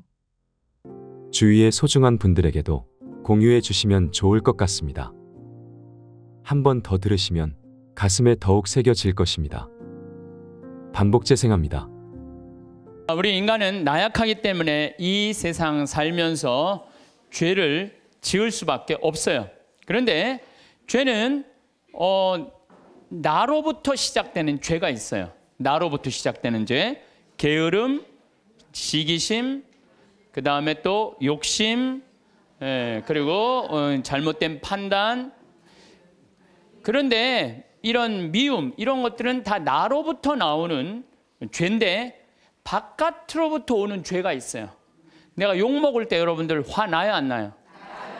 멀쩡한데 욕먹을 때 화가 참 많이 나는 것 같아요. 우리 인생 살아가면서 욕 안 먹을 수 있는 사람 있을까요? 내가 정말 좋은 일에, 내가 하느님 일에, 하느님 일하면 일할수록 욕 더 많이 먹어요. 하느님 일. 저는 욕 먹을 것 같아요, 안 먹을 것 같아요? 많이 먹어요. 많이 먹어요. 아니 뭐 하다못해 대통령은 욕 먹어요, 안 먹어요? 욕 먹어요. 우리가 인생 살아가면서 누가 나 욕할 때 막 분노할 필요 없어요. 왜냐하면 인간이라는 것 자체가, 생겨먹은 것 자체가 그렇게 평화롭게 살기가 쉽지가 않아요. 제일 좋은 거는 산속에 들어가서 혼자 살면 욕 안 먹죠. 제일 좋은 방법은 그거예요. 사실 저는 지금 여기 산속에서 사는 거랑 거의 마찬가지예요. 그래서 저는 사실은 본당 신부님들보다 훨씬 나아요. 본당 신부는 그냥 교우들하고 하면서 욕을 얼마나 많이 먹겠어요. 에? 진짜 많이 먹을 거예요. 본당 신부님들은 아무리 잘해도, 잘하는 것도 어떨 때 보면 때로는 욕먹는 다 거리가 돼요. 근데 본당 신부님들은 또 이렇게 있다 보면은 교우들이랑 좋은 사람도 있지만 교우 마음에 안 드는 사람도 있잖아요. 마음에 안 드는, 싫든 좋든 자기 5년 동안, 임기 동안 마음에 안 드는 사람 봐야 되잖아요. 얼마나 또 괴로운 일이에요. 근데 나는 여러분들이 아무리 마음에 안 들어도 여러분들 오늘 왔다가 오늘 가. 이게 얼마나 행복한지 몰라요. 얼마나 행복한지 몰라요. 어쨌든 마음에 안 들어도 가, 오늘. 네. 그리고 뭐 길어야 2박 3일 정도 있다가 가시는 거잖아요. 그래서 저는 개인적으로 참 마리아처럼 좋은 몫을 택한 것 같아요. 예. 사실 본당시민에서 참 힘든 것 같아요. 그리고 적어도 여기 생태마을을 이 멀리 강원도까지, 뭐 부산에서, 저 광주에서, 대구에서, 서울에서 오신 분들은 적어도 여기 오고 싶은 의지가 있는 분들이 오는 거 아니에요. 오기 싫으면 안 올 거 아니야, 안 올 거. 그러니까 적어도 오고 싶은 의지가 있는 분들이 오기 때문에 나를 바라보는 눈이 하트야. 하트야. 그러니까 나는 행복한 거죠. 근데 인간이 살면서 욕 안 먹을 수가 없어요. 욕하면 또 예수님 생각 안 할 수가 없어요. 욕 제일 많이 먹은 분이 예수님이에요, 예수님. 예수님 참 욕 많이 드셨어요. 그 예수님은 모두에게 사랑받았을 거라고 생각하면 여러분들 오해입니다. 수많은 사람이 예수님에게 돌을 집어 던지려고 했어요. 또 마귀랑 친구라고 비난까지 했어요. 여러분들 대놓고 넌 마귀 새끼야 이렇게 말하면 여러분들 기분 좋을 것 같아요, 안 좋을 것 같아요? 듣는 말 중에 가장 기분 나쁜 말이 바로 그런 말이에요. 넌 마귀 새끼 같아, 어떻게? 아니 넌 마귀 새끼하고 친구냐? 근데 예수님은 마귀하고 베엘제불의 힘을 빌려갖고 마귀 쫓아낸다고 그러잖아요. 마귀라는 그런 욕까지 들으셨고 마지막에는 모든 예루살렘에 모인 사람들이 어떻게 했냐면 죽이자, 죽어라. 마지막. 저는 그 장면을 상상을 해봐요. 내가 여기 지금 한 200여 분 있는데 여러분들이 갑자기 하트였다가 갑자기 마음이 돌변해갖고 죽어라 막 그러면은요 아마 미칠지도 몰라요. 근데 예수님 딱 그 상황에 접하신 분이 예수님이에요. 예수님은 하늘나라 선포하시면서 모두에게 환영받지는 않으셨어요. 여러분들 여기 계신 분들 가운데 내가 봉사활동 하는데 이 욕을 먹어가면서까지 봉사활동 해야 하나? 봉사일 때려치고 싶은 분들 계실 거예요. 일하다 보면 욕하는 소리 들리잖아요. 사람이 내가 이런 욕을 먹고 내가 이거 성당 일을 해야 돼? 내가 레조 단장 해야 돼? 내가 성가대 해야 돼? 연령회 해야 돼? 성모 해야 돼? 아니 내가 차라리 때려치고 속 편하게 내 집에서 그냥 텔레비나 보고 그냥 놀러나 다니고 하지. 내가 왜 이 욕을 먹어? 그런 생각하시는 분들 계실 거예요. 예수님 좋은 일 하면서 욕 참 많이 드셨어요. 마르코복음 3장 1절부터 6절을 보면은 안식일에 손이 오그라든 사람을 펴줘요. 안식일에 당시 이 이스라엘에서는 몸이 아픈 사람들은 다 병으로 취급을 했어요. 병으로. 그러니까 죄로 몸이 아픈 사람. 그러니까 회당에 정 가운데 있을 수가 없어요. 근데 예수님 정 가운데 나오라고 그래요. 손이 오그라든 사람 펴줘요. 얼마나 좋은 일을 하신 거예요. 안식일이도 뭐든 손 오그라든 사람 펴준 거 얼마나 좋은 일을 한 거예요. 그런데 사람들은 예수님의 이 얘기를 듣고 바리사이들은 나가서 곧바로 헤로데 당원들과 더불어 예수님을 어떻게 없앨까 모의를 하였다. 예수님 착한 일하고도 칭찬받지 않고 제거의 대상이 돼요. 착한 일하고도 욕먹고 심지어 죽이려고 덤비는 사람들도 있었죠. 성당 다니면서 정말 남 미워한 적도 없고 불쌍한 사람, 어려운 사람 도와주면서 성당 일만 했는데 욕먹으면 기분 나쁘죠. 마음 안에 뭐가 있냐면 분노가 일어나고 미움이 일어나요. 내가 정말 착하게 살았는데 나 욕하는 사람이 있으면 아무리 착한 사람이라도 뭐가 일어나요? 분노가 일어나죠. 저는 내가 아주 영적으로 아주 좋아하는 선배 신부님이 계세요. 근데 이거 굉장히 오래전 얘기, 한 10년도 더 된 일인데 이제 수원 빈센트 병원에서 뭐 만날 일이 있어갖고 그러다 제가 무슨 일을 하느냐 좀 늦게 나갔어요. 근데 이제 내가 이제 그분 30분 약속을 어긴 거죠. 그분이 막 저 주차하는 경비 아저씨가 우리 이제 그 형님 신부님 멱살을 쥐고 막 흔드는 거예요. 그래서 사복을 입고 있었어요. 그래서 내가 지금 당신 뭐 하는 거냐고. 이 사람이 뭐 차를 어쩌고저쩌고. 이 사람이 뭐냐고. 이 교구의 국장 신부님인데 그랬더니 그냥 이분이 그 손을 놓더니 신부님이었느냐고. 너무너무 죄송하다고 막 얼굴이 하얘져 갖고 그러더라고. 그래서 내가 형 신부라고 그러면 되지 왜 그 멱살을 쥐고 흔들리고 그래? 그랬더니 내가 주차하면 안 되는 데다 주차를 내가 해갖고 이 사람이 상황이 어려웠다는 거예요. 상황이 어려우니까 이제 자기가 이제 차를 빼러 나왔더니 화가 나니까 이제 멱살을 이제 쥐고 흔들으니까 내가 잘못했는데 그 정도 취급받는 걸 가지고 내가 뭐 신분이 그런 말을 어떻게 하느냐고. 이야, 난 뭐 그전에도 훌륭하다고 생각을 했지만은 그걸 보니까 더 훌륭한 거예요. 그래서 난 그분한테 고해성사 내가 이렇게 영적 상담을 지금도 이렇게 해요. 그 정도의 겸손을 가지고 있는 분 정도면 욕먹는 걸 우리는 되게 싫어하잖아요. 근데 내가 잘못했으면은 어떻게 해야 된다? 욕 먹어야 된다. 이야, 참, 그래서 지금도 뭐 아주 정말 훌륭하게 살고 계시지만은 내가 그분을 보면서 저게 바로 겸손이구나. 자기 지위를 함부로 내지 않고. 우린 조금만 뭐만 있으면 내가 누구니 뭐니 뭐 이래잖아요. 예수님 마르코복음 14장 65절을 보면 예수님이 사형이 결정되자 어떤 자들은 예수님께 침을 뱉고 그분의 얼굴을 가른 다음 주먹을 치면서 알아맞혀 보아라 하면서 놀려대기 시작했다. 여러분들 사람이요, 내가 이렇게 60 넘으신 할머니들 이렇게 상담할 때요, 그 할머니들이 남편하고 살면서 가장 수치스럽게 여기는 거, 가장 모욕적으로 여기는 게 뭐냐면요, 남편이 때리는 게 아니래요. 남편이 자기 얼굴에 침 뱉는 거래요. 침 뱉는 거. 침 뱉는 남자들이 있어요. 정말로 정신 나간 남자들이 있어요. 그거 생각하면 여러분들 신랑 훌륭해 안 훌륭해요? 훌륭하죠? 여러분들한테 침은 안 뱉잖아. 침은. 얼마 전에도 상담을 하는데 침을 뱉는다는 거예요. 침을. 그래서 내가 왜 사냐고 그래서 왜 사냐고. 자식들 때문에 산다는 거예요. 답답한 거죠. 참 너무너무 불쌍한 거예요. 그래서 내가 그렇게 살지 말라고 내가 그랬어요. 여러분들 내가 또 위험한 발음 안 하면 그냥 이혼하라고 그랬어요. 내가 침을 뱉고. 왜 이혼하라고 그랬냐면은 누웠을 때 죽이고 싶다는 거예요. 죽이고 싶다는, 누워있을 때 자기 침을 뱉은 그 남편을 칼 있으면 찔러 죽이고 싶다는 거예요. 여러분들 칼로 찔러 죽이는 게 나아요? 이혼하고 사는 게 나아요? 어느 게 나아요? 이혼하고 아우, 아슬아슬 하더라고요. 얘기를 들어보니까. 예. 근데 예수님은 뭐라고 그래요? 예수님께 침을 뱉고 그분의 얼굴을 가린 다음 주먹으로 치면서 알아맞혀 보아라 하면서 놀려대기 시작했다. 시종들도 예수님의 뺨을 때렸다. 이 욕먹는 걸 넘어서요, 수치감을 겪은 거예요, 예수님. 그런데도 예수님 어떻게 해요? 다 참으시잖아요. 다 참으셔요. 우리 성당 활동하면서 조금만 나 비난하고 헐뜯는 사람 있으면 그거보다 수십 배 더 강한 어조로 상대방 비난해요. 제일 열받는 게 나 때리는 게 누군지 모르고 맞는 거야. 그렇죠? 제일 열받는 게 나 누가 욕하는지 모르고 욕만 떠돌아다녀 성당에. 그게 제일 열받는 거예요. 그 누군지 알면 쫓아가고 한판 할 텐데 누군지를 알아야지. 이게 헛소문이 그렇게 무서운 거, 헛소문이.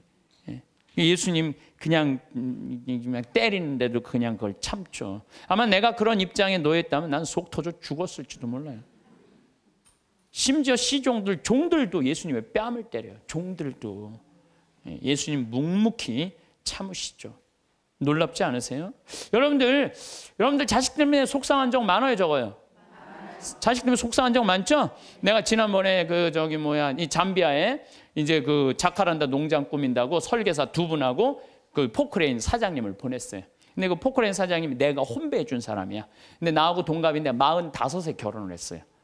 45에 37살짜리 예쁜 섹시하고. 근데 내가 혼배를 해주면서 제일 걱정인 게 신랑도 나이가 너무 많고 신부도 나이가 너무 많은 거예요. 그래서 혼배를 해주면서 내가 그랬어요. 제발 애들 셋 낳는 게 내가 소원이다. 내가 그냥 혼배를 해주면서 간절하게 기도를 했어요. 근데 딸을 둘을 낳아갖고 온 거예요, 벌써. 그래서 이제 잠비아 갔다가 이제 보고하러 온다고 이제 부인하고 이제 딸 둘을 데리고 왔어요. 내가 맛있는 거 사준다고 읍내 나갖고 이제 막 이제 뭐 설계사들하고 이렇게 그것도 이제 맛있게 먹는데 애들이 아빠를 너무너무 좋아하는 거, 아빠를. 너무너무 아빠한테 두 명이 매달려갖고 떨어지지 않아. 1살, 3살짜리라는데 그냥 막 떨어지진 않더라고. 부럽더라고요. 근데 문제는 뭐냐면 나한테 그러는 거예요. 그 정사장이 나한테 그러는, 아우 신부님, 얘네들이 나를 그냥 이렇게 매달려갖고 내가 그냥 저 신부님 맛있는 거 먹지도 못하고 내가 이렇게 힘들다고. 그래서 내가 한마디 했어요. 누가 놔달라고 그랬어? 아니 걔들이 놔달라고 그런 적 있어?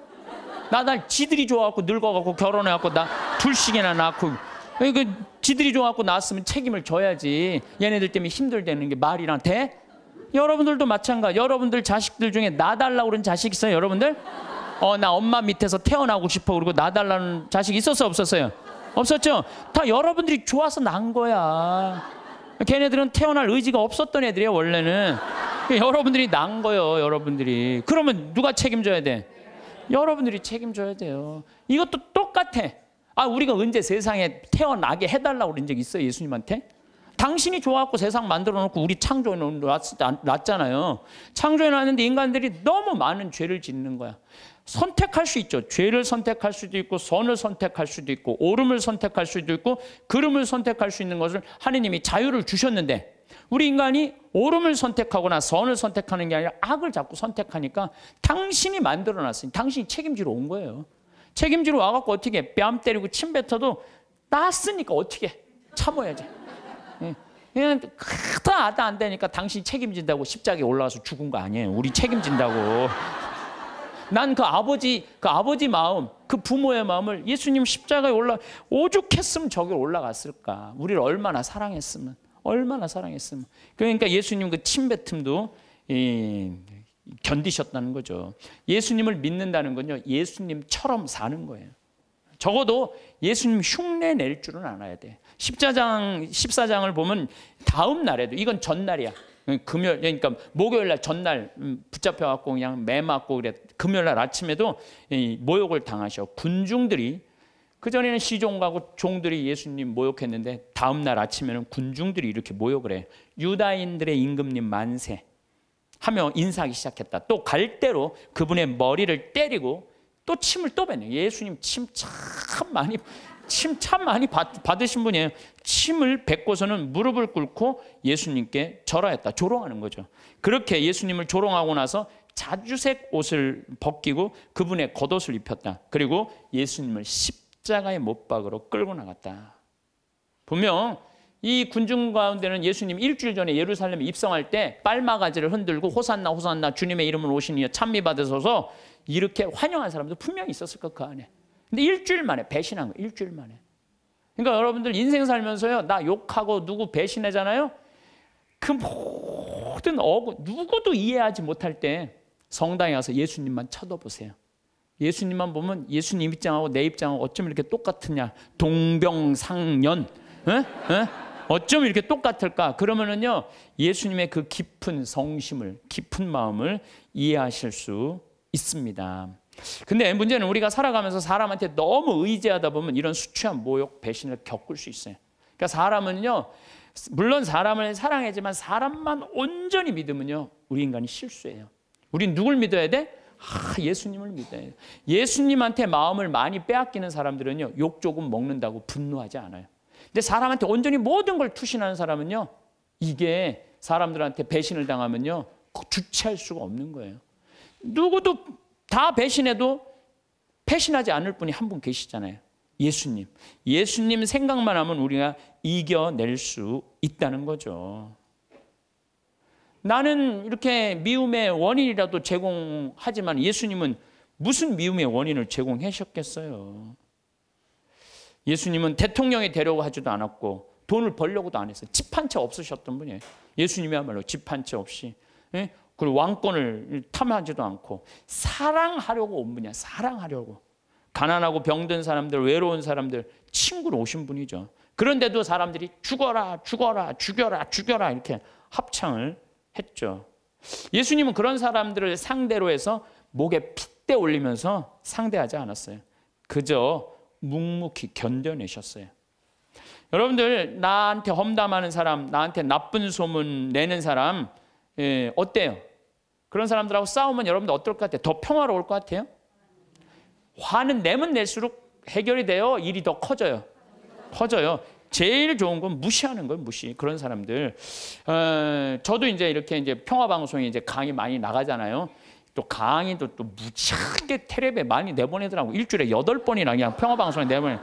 그러니까 이제 내 강의를 이제 듣다가 좋아하는 분들도 있지만 내 강의 싫어하는 분도 있어요. 싫어하는 분. 또 우리 천주교 교우들도 뭐 싫어하겠지만 천주교 아닌 사람들도 싫어하는 경우가 있어요. 그럼 내욕을 인터넷에다 무지하게 해요. 막.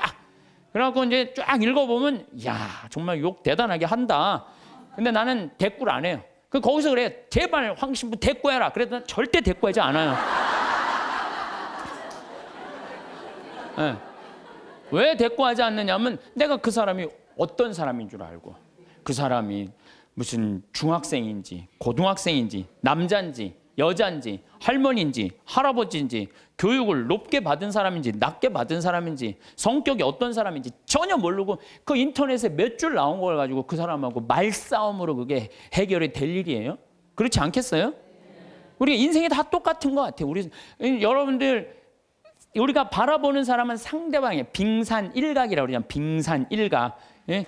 우리가 이렇게 1912년에 타이타닉호가 갈다가 조그만 빙산인 줄 알고 지나갔는데 이 밑에 엄청난 빙산이 있어갖고 이래갖고 그냥 침몰한 거 아니에요. 우리가 사람을 보는 건 요 꼭대기만 보는 거지 이 안에 이 사람이 할아버지가 어떻게 했는지 할머니가 어땠는지 엄마 아버지한테 맞고 자랐는지 사랑을 받고 살았는지 우리가 알 게 뭐예요.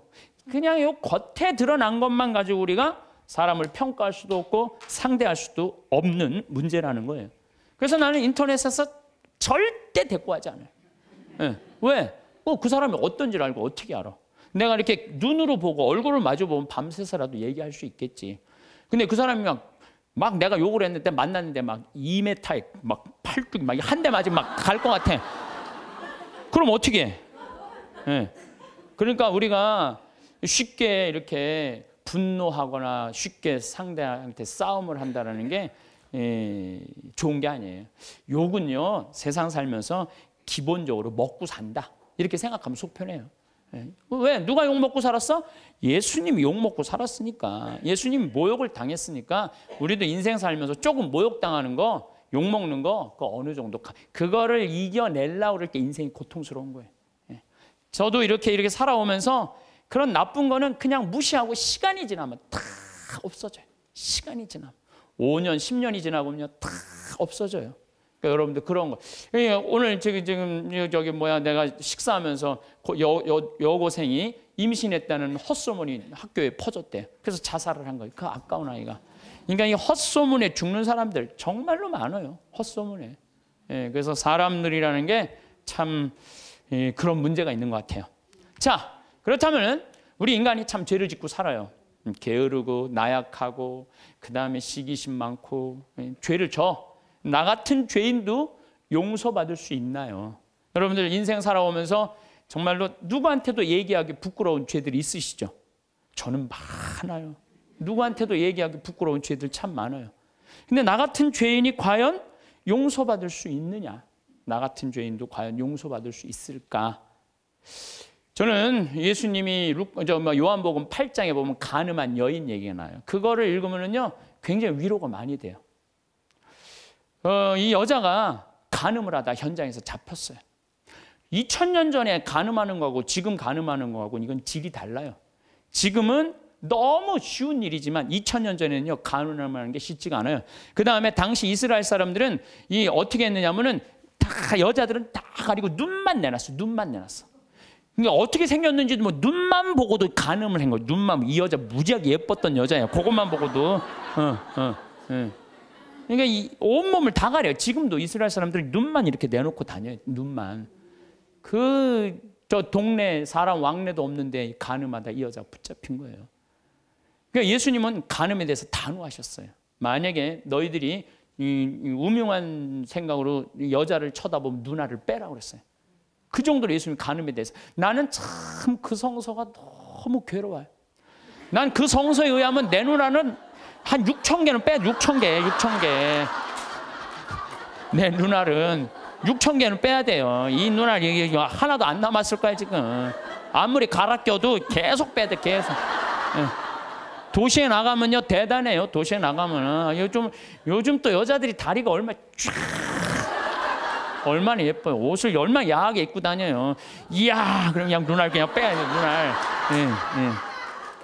아마 여기 계신 분들도 눈알 남아 있을 사람 별로 없을 것 같은데. 예수님 그렇게 간음에 대해서 단호하셨어요. 간음하면 안 된다. 그런데 간음한 여자가 현장에서 붙잡혔어요. 예수님, 당신 간음하면 눈알 빼라고 그러지 않았느냐. 또 한편으로는 모든 사람을 용서하라고 그러지 않았느냐. 둘 중에 뭘 선택할 것이냐. 예수님이 이 여자 편을 들면은 상당히 이상해지는 거예요. 근데 2000년 전에 예수님께서 간음한 여자 입장에 쓰여요. 그래갖고 너희 중에 죄 없는 사람 먼저 이 여자를 돌로 쳐라. 난 이 여자 입장 이해한다 이거예요. 이야, 이거 대단한 일이에요. 이거 보통 용기 아니면 이거 제정신 가지고는 이거 못해요. 보통 용기 가지 않으면은. 근데 예수님은 그 여인을 감쌌던 거예요. 그 여인을. 하나 둘 떠나가니까 예수님이 너 죄를 묻던 사람이 다 어디 갔느냐? 주님 하나도 없습니다. 다 떠났습니다. 근데 그 다음 말이 더 기가 막혀요. 그들이 네 죄를 묻지 않았다면 나도 네 죄를 묻지 않겠다. 그러니까 여기 계신 분들 예수님은요 우리를 그만큼 사랑하시는 우리 나약한 인간, 쓰러질 수밖에 없는 인간, 부족한 인간임을 인정하시는 거예요. 그러니까 충분히 우리 인간을 인정하고 이해하고 계신 분이 예수님인 거죠. 그러니까 그 예수님한테 여러분들은 그 예수님을 사랑하면요 막 가슴이 막 설레고 막 기쁘고 끝도 한도 없는 사랑을 갖고 침뱉음을 안 겪나 십자가에 그냥 올라가서 그냥 우리들을 위해서 돌아가시지를 않나. 대단하잖아요. 그러니까 혹시 여기 계신 분들 나 같은 죄인도 용서받을 수 있나요? 용서받을 수 있어요. 진심으로 주님께 용서 청하면. 그리고 삶이 변해야죠. 사람은요. 근데 저는 요즘 우리나라 문화에 조금 안타까운 게 뭐냐면은 한 번 잘못하면 죽일 놈이야. 다시는 회복할 수가 없어. 우리나라 사회가 그래요. 한 번 잘못하면. 근데 교회는 주님은요. 한 번 잘못해도 다시 용서 청하면은요. 기회를 주세요. 너무너무 좋죠. 여러분들 성당 잘 나온 거예요. 성당 잘 나온 거예요. 근데 더 기가 막힌 거는 요한복음 4장에 사마리아 여인 얘기. 사마리아 여인, 예수님이 이제 이 유다에서 예루살렘에서 성전을 막 둘러엎어요. 성전을 둘러엎고 막 채찍으로 막 후드려 까요. 그러니까 사람들이 예수님을 죽이려고 그래요.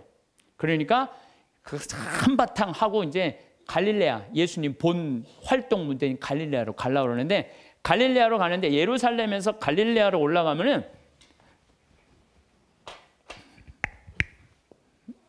이게 갈릴레아 호수고 이게 사해예요. 여기가 이제 예루살렘인데 여기 사마리아 동네가 있어요. 시카르라는 동네가 있어요. 시카르. 근데 유대인들은요 사마리아 동네를 들어가지 않았어요. 사마리아 동네 들어가면은요 더럽다고. 그래서 이렇게 갈릴레아 요르단강으로 올라가든지 바닷가로 올라가요. 근데 예수님은 돌아가기 귀찮았나 봐요. 그냥 가로질러 그냥 가요. 가로질러. 그러니까 가다가 시카르라는 동네에 가고 정오쯤 목이 마르셨어요. 그래갖고 이제 우물에 딱 이렇게 앉아 계셨어요. 근데 우물이라는 공간은 누구의 공간이에요? 남자들의 공간이에요? 여자들의 공간이에요? 여자들의 공간이에요. 그 우물가에는 남자들이 가는 게 아니에요. 근데 이 남자인 예수님 우물가에 다 남자하고 여자는 정부는 다 어디서 나냐? 우물가에서 다 나는 거예요.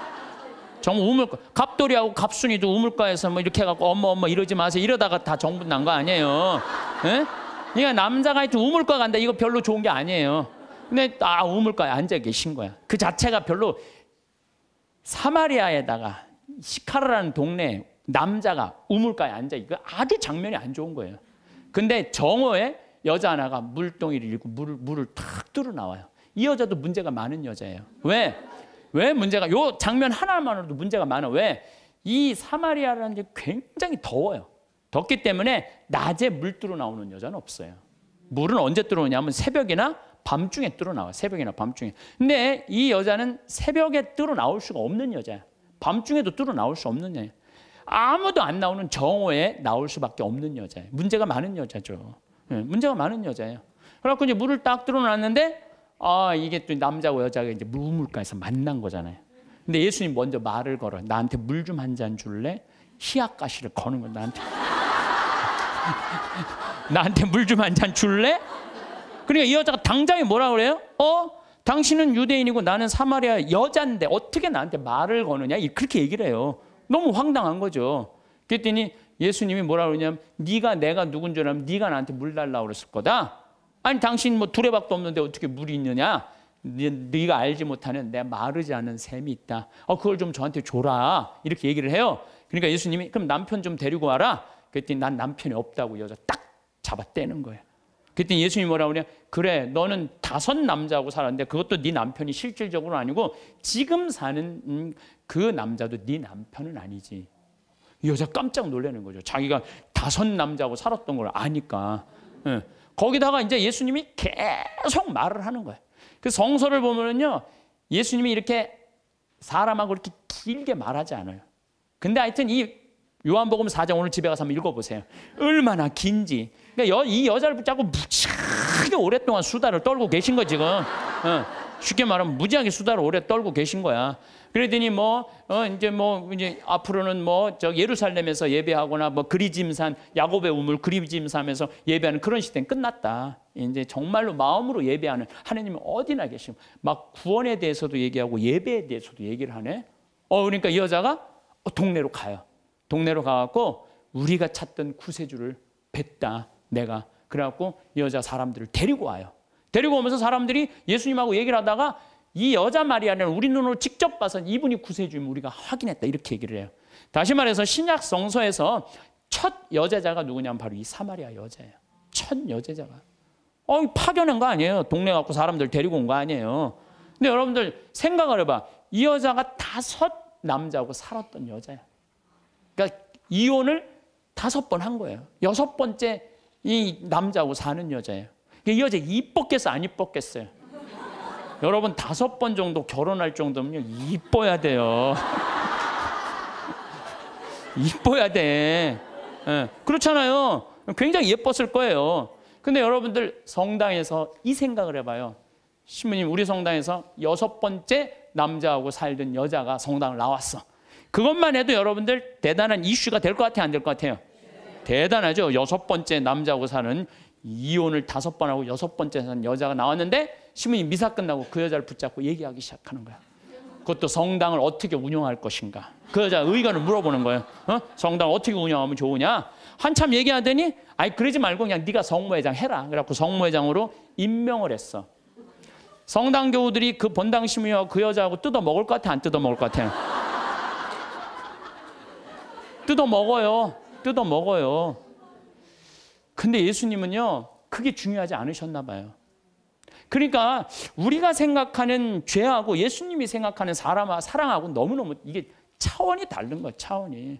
여기 계신 분들 지금 한 5 남자하고 이렇게 이혼했다, 결혼했다, 이혼했다 이런 분들 혹시 계세요? 없으시죠? 나는 이것도 굉장히 위험한 발언인데 인생 살면서요 정말 잘못 만나는 남자 있을 수 있어요. 잘 안 맞는 남자. 그래서 이혼할 수도 전 있다고 생각을 해요. 나는 요새 우리 프란치스코 교황님 너무 마음에 들어. 왜 프란치스코 교황님이 마음에 드느냐면은 동성애자들에 대해서 사목적 배려를 해줘야 된다고 그러잖아요. 난 너무너무 마음에 들더라고요. 내가 동성애자 옹호자가 아니에요. 왜 동성애자에 대한 사목적 배려를 해야 되느냐면은 1960년대 초에 DES라는 여성 호르몬제가 발명이 돼. 그러니까 화학 호르몬제, 합성 호르몬제. 그러니까 이게 발견되면서부터 난리가 난 거예요. 전 세계적으로 여자들이 여성 호르몬이 에스트로겐이 정말 중요한데 이게 이제 약으로 먹을 수 있다. 그래갖고 막 임신을 했을 때 이 약에 대한 무서운 걸 모르고 다 먹여요. 임신한 여자들한테. 이 여성 호르몬이 에스트로겐이 먹으면 애한테도 좋을 줄 알고 다 먹여요. 그래갖고 이제 애들이 다 나왔어요, 세상에. 그런데 20년이 지나고 난 다음에 1980년 이때부터 갑자기 동성애자들이 너무 많이 늘어나는 거예요, 미국에. 동성애자들이 너무 많이 늘어나는 거예요. 그래갖고 이게 어떻게 된 거냐 추적을 해봤어요. 추적을 해봤는데 1960년도 초에 임신했을 때 DES, 합성 호르몬제를 먹은 애들이 문제가 생긴 거예요. 이 여자인 경우는 문제가 없어요, 여자인 경우는. 근데 남자인 경우는 임신을 했는데 뱃속에 뭐가 남자애가 들어있단 말이야. 그러면은 합성 호르몬을 먹으면 얘한테 에스트로겐이 들어가 버리는 거예요. 얘한테 뭐가 들어가냐면 테스토스테론이 들어가야 되는데, 남성 호르몬이 들어가야 되는데. 그러니까 몸 안에 얘는 태어나면서 뭐가 많은 거야? 여성 호르몬이 남자지만 여성 호르몬이 많은 거야. 몸에 뭐가 흘러? 여성 껍데기는 남자지만 안에는 여성 에스트로겐이 흐르는 거야. 그러니까 얘는 남자도 아니고 여자도 아닌 거야. 얘 잘못 아니에요. 누구 잘못이야? 엄마가 잘못 약 먹어갖고. 그래갖고 보니까 거의 그 남자애들 중에 한 4분의 3 정도가 동성애적 성향을 갖고 있는 거야. 얘한테 너 지옥에 갈 거다. 너 그래갖고. 이게 되냐 이거예요. 이런 사목적 배려가 필요하다는 거예요. 맞는 말씀이에요. 마찬가지예요. 우리가 이혼한 사람 성당 못 나오게 하잖아요. 아니에요. 저는 그렇게 생각하죠. 이혼할 수 있어요. 사목적 배려로 그들도 빨리 구제해 줘야 돼요. 어떤 방법으로든. 그래서 하나님 앞에서 정말 신앙생활 할 수 있도록 해줘야 돼요. 예수님은 5번째 산 여자하고도 하늘나라 얘기를 했는데 여기서 구원의 대상에서 제외될 사람이 몇 명이나 될 것 같아요? 다 구원받을 수 있는 거 다. 그래서 저는 이렇게 이 요한복음 4장을 묵상하면서 우리 예수님께서 우리 인간을 얼마나 사랑하는지 그 깊이를 헤아릴 수가 없어. 헤아려서 너무나 많은 사랑을 갖고 계신 분이야. 그러니까 여기 계신 분들 중에 나 같은 사람이 과연 성당 일을 할 수 있을까? 나 같은 사람이 과연 주님의 일을 할 수 있을까? 내가 이런 위선자가 아닐까? 아니에요. 여러분들 진정으로 회개하고 용서 청하고 삶의 변화. 회개라는 게 뭐예요? 삶의 변화되는 거 아니에요. 다시 열심히 살면은 하나님께서 받아준다는 거. 어떤 사람이라도 다 받아준다는 거예요. 근데 우리는요, 죄 속에 갇혀서 이러지도 못하고 저러지도 못하는 사람들 참 많아요. 나는 죄인이야. 밥 먹어. 난 죄인이 무슨 밥을 먹어. 나 안 먹어. 그냥 술만 계속 먹는 거야. 나는 죄인이야. 술만 계속 먹어. 그러면 이 사람은 영원히 구제받을 수 없는 거예요. 예수님은 어떤 죄도 다 용서해 준다. 어떤 죄도. 성령을 모독하는 죄만 빼고는 다 용서해 줘요. 성령을 모독하는 죄만 빼고 다 용서해 줘요. 성령을 모독하는 죄가 뭐예요? 제가 신학교 때 너무 미운 사람이 있었어요. 그래서 지금 돌아가셨어요. 은퇴한 신부님한테 계속 고해성사를, 나 그 사람이 너무 밉습니다. 또 한 달 지나고 그 사람이 너무 밉습니다. 또 지나고 그 사람, 이제 신부님이 나를 아니까 한 7번째 고해를 하는데 신부님이 딱 그러더라고요. 학사님, 하느님의 사랑을 믿습니까? 안 믿습니까? 그러더라고요. 좀 믿는데요. 그랬더니 학사님은 내가 생각하기엔 하느님의 사랑을 안 믿는 사람이라고. 당신이라고. 당신은 하느님의 사랑을 안 믿는 사람이라고. 무슨 말씀이냐고. 당신이 고해성사를 받으면 하느님께서 온전히 용서해 줬다. 그럼 그거를 믿어야지. 왜 못 믿고 7번이나 똑같은 죄를 고백하냐 이거야. 그게 바로 성령을 모독하는 죄. 성령을 모독하는 죄. 하느님의 은총을 온전히 믿어야 되는데 그 하느님의 은총을 안 믿는 거야. 용서 받았을까? 아니야, 안 받았을 것 같아. 또 가서 확인해보고 용서 받았을까? 안 받아. 또 가서 이게 성령을 모독하는 죄라는 거예요. 나도 보좌 신부 때 고해성사를 주면은 이쪽에서 고해성사를 줬어. 그러고 다 사죄를 해줬어. 근데 이쪽에 문 열면 이쪽 여자가 여기 와서 또 하는 거예요. 고해성사를.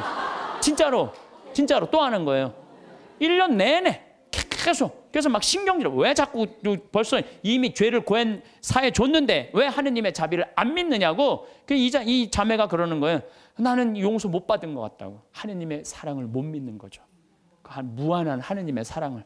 우리가 회개가 뭐가 필요해요? 종교가 뭐가 필요해요? 용서가 없다면. 그러니까 하느님은 우리를 용서해 주셔요? 안 용서해 주셔요? 용서해 주세요. 그러니까 여러분들 하느님의 사랑을 간절하게 믿으시라는 거예요. 여러분들 평화를 원하세요? 네. 평화를 원하면요, 용서하셔야 돼요. 저는 예수님께서 계속 사랑해라, 용서해라, 사랑해라, 용서해라 그러다가 결정적으로 마지막에 평화를 주노라 그래요. 이게 언제 평화를 주느냐 하면은 예수님 침뱉음 다 당하고 때리고 뺨 맞고 십자가 못 박혀서 다 죽었어. 죽고 난 다음에 3일 만에 부활하세요. 3일 만에 부활했을 때 예수님이 제자들을 처음 만나요. 3일 만에. 제자들은 어떤 상태? 스승 배신하고 다 도망간 상태 아니야. 다 도망가고 배신하고 스승은 죽었다고 생각했을 때 마음이 지극히 불안했어. 배신, 그 3년을 따라다니는 스승을 배신했단 말이야. 예수님이 3일 만에 부활하셔서 첫 인사가 니네들 왜 나 배신했어? 내가 죽었다 살아난다는 거 니네들 안 믿었어? 이렇게 얘기하지 않아요. 평화를 비노라. 평화를 주노라. 평화는요, 여러분들 언제 찾아오는 거냐면 그 모든 폭풍이 다 지나가고 누릴 수 있는 게 평화예요. 평화. 그래서 나는 여기 여러분들 지금 우리 평창 생태마을에 오셨지만은 제가 요즘 참 많은 평화를 많이 누려요. 저도 인생을 살면서 질곡, 막 폭풍, 뭐 별걸 다 겪었죠. 근데 요즘은요, 그 모든 걸 떠나서 이게 마음이 정말 평화로운 거예요. 그리고 여기 마당에 아침에 탁 이렇게 강 내려가는 걸 보고 앉았으면요, 그렇게 행복해요. 아, 예수님이 이 평화를 얘기하는구나. 그냥 마음 안에, 저는 지금 마음 안에 미워하는 사람이 정말로 없어요. 예전에는 많았어요. 예전에는 많았어요. 근데 그런 단계들이 다 어느 정도 지나고 난 다음에 내가 이제 평창에 들어와서 산 지 10년이 됐어. 10년. 그러니까 10년 동안 뭐 인연이 있었던 많은 사람들이 이제 떨어져 나가고 뭐 사연이 있었던 많은 사람들이 떨어져 산속에서 여기 한번 마음 먹고 올라오면 하루가 걸리잖아요. 그러니까 웬만한 사람들은 거의 못 와요. 그러니까 사람을 덜 만나고 또 좋은 사람들만 만나니까 평화로운 거예요. 아, 예수님이 부활하고 난 다음에 내가 너희에게 평화를 비노라. 그게 바로 이거구나. 미움, 분노, 증오, 죽어라, 죽여라 다 떠나고 난 다음에 예수님이 마지막에 십자가에서 부활하고 성취한 게 뭐다? 평화다. 평화. 그러니까 여러분들 마음 안에 미움이 있으면요, 평화를 누릴 수가 없어요. 마음 안에 분노가 있으면 평화를 누릴 수가 없어요. 그래서 용서해야 되는 거예요. 그래서 여러분들 우리 마음 안에 남을 찔러 죽이려는 마음의 창을 두들겨서 곡식을 만들어내는 낫으로 만들어야 돼. 마음의 미움을 두들겨서 평화를 만들어내는 사랑으로 만들어야 돼. 그래서 사람을 보면서 막 사랑할 수 있는 그런 마음 여러분들 청하셔야 돼요. 제가 신학교 1학년 때는 별놈이 다 모인 거예요. 52명이 이제 그 별놈이 다 모인 거예요. 그냥 별놈이. 그냥 마음에 드는 놈, 안 드는 놈, 그냥 이상한 놈, 안 이상한 놈, 별놈이 다 있는 거예요. 1학년, 2학년 때는 맨날 그냥 밉고 싸우고 그러더라고요. 근데 3학년쯤 되니까 그런 미움이 다 인간으로 이해가 되고, 그러니까 이제 화장실에 있으면 발자국 소리, 누구 발자국 소리까지 다 알아요. 같이 이제 기숙사에 살다 보면은 3학년쯤 되면요, 다 애들이 이쁜 거예요. 다 마음에 드는 거예요. 그러니까 신학생활이 너무 재미나. 얘를 만나도 좋고, 쟤를 만나도 좋고. 그 마음에 안 드는 놈들은 거의 다 나갔고 또 신학교를. 우리가 52명이 들어갔는데 27명이 나갔으니까. 그중에 마음에 드는 놈들만 거의 남아 있었던 거죠. 그러니까 얘를 봐도 좋고 쟤를 봐도 좋고 다 좋은 거야. 신학교 생활이 너무 재밌는 거예요. 사랑하는 사람이 많으면 많을수록요, 우리가 즐거워요. 저는 이곳 생태마을 우리 직원들은 나를 어떻게 생각하는지 몰라도 나는 직원들이 다 이뻐요. 모든 걸 뿌리치고 여기 와갖고 기숙사 하면서 나하고 같이 농사 짓고 사는 직원 얼마나 고마워요. 그냥 직원들을 보면 기분이 너무너무 좋아요. 직원이 마음에 안 들면은 사실은 사는 게 즐겁지 않잖아요. 근데 직원이 다 이뻐. 만나는 사람마다 다 좋고. 그러니 신나죠. 사는 게 즐거운 거죠. 일은 20년 동안 기다리고 있고. 은퇴하고 나면 또 요즘 커피숍 그거 생각을 많이 해요. 바리스타를 배워갖고 어떻게 해야 되겠다. 그러니까 일이 있으니까 죄를 안 짓고. 그래서 여러분들 마음 안에 저 대림 일주일에 이 얘기가 나와요. 남을 찔러주는 마음에 창을 두드려서 곡식을 만들어낸 낫으로 만들어라. 여러분들 그래서 마음 안에 창들이 있으면 다 없애세요. 미움 삐죽한 마음들이 있으면 그걸 다 용서를 해줄 때 사랑하는 사람이 옆에 있을 때 그것처럼 행복한 게 없는 거죠. 여러분들 이상우 씨가 그녀를 만나는 곳 100m 전이라는 노래 아시죠? 그녀를 만나는 곳 100m 전에서 가슴이 떨리며 그녀를 만나기 위해 구두도 새로 사고 옷도 깨끗이 차려입었지만 왠지 그녀를 만나기엔 자신의 모습이 못마땅하다는 노래 가사 내용이 있어요. 아시죠? 네, 그녀를 만나는 곳 100m 전. 우리는 신앙인이에요. 신앙이기 때문에 누구를 만나냐면 예수님을 만나요. 예수님을 잘 만나려면 내 마음 안에 미움이 없어야 돼. 내 마음 안에 분노가 없어야 돼. 내 마음 안에 욕심이 없어야 돼. 그래갖고 내가 옷도 차려입고 구두도 사고 꽃도 준비하는 그런 마음으로 예수님을 만날 때 여러분들은 행복할 수 있어요. 신앙, 기도 시간도 너무너무 즐겁고. 그래서 저는 용서의 삶이 참 중요해요. 제가 신부가 막 된 조원동 주교자 성당에서 휠체어를 찬 요한나 자매가 있어서 몸이 퉁퉁했는데 오늘도 휠체어 타고 오신 우리 형제님도 계시지만 휠체어를 탔어요. 근데 내가 그 자매 집에 가보니까 허름한 집에서 사는 거야. 휠체어를 타고 있는데. 그런데 더 기가 막힌 거는 그 휠체어를 탄 요한나 자매가 뇌성마비로 움직이지도 못하는 병자 셋을 모시고 사는 거야. 자기도 휠체어를 타고 다니는데 뇌성마비 환자 3명을 모시고 사는 거예요. 화장실도 겨우 다니는 그들에게 내가 왜 이렇게 힘든 일을 하냐고 물었더니 자기는 무슨 일이라도 할 수 있고 움직일 수도 있지만 누워있는 뇌성마비 환자들은 움직이지도 못하니까 움직이지 못하는 우리가 당연히 돌봐야 된다면서 그 아름다운 생활을 하더라고요. 우리들은 말로만 회개한다고 용서해달라고 하는 건 의미가 없어요. 세례자 요한이 행동으로 회개하지 않고 세례만 받으려는 바리사이와 사두가이 사람들한테 이렇게 이야기하죠. 독사의 자식들아, 다가오는 진노를 피하라고 누가 너에게 일러주더냐? 회개에 합당한 열매를 맺어라. 죄를 뉘우친다면요, 우리가 회개에 합당한 보석의 생활을 해야 되는 거예요. 공을 쌓아야 된다는 거죠. 행실로 드러나야 된다는 거. 사랑하고 나누는 삶. 특별히 우리 교우들은 세상에 살다 보면 참 미운 일이 많아요. 자식, 남편, 형제, 친척, 나 사기치는 보이스피싱, 미워할 놈들이 너무 많아요. 참. 그래서 저는 교우들한테 생활의 단순함이 참 필요한 것 같아요. 생활이 좀 단순해. 너무 많은 일을 하다 보면요, 이게 죄를 많이 져요. 생활이 단순한 게 참 필요해요. 윤동주 씨가 서시라는 걸 썼죠. 죽는 날까지 하늘을 우러러 한 점 부끄러움이 없기를. 잎새 이는 바람에도 나는 괴로워했다.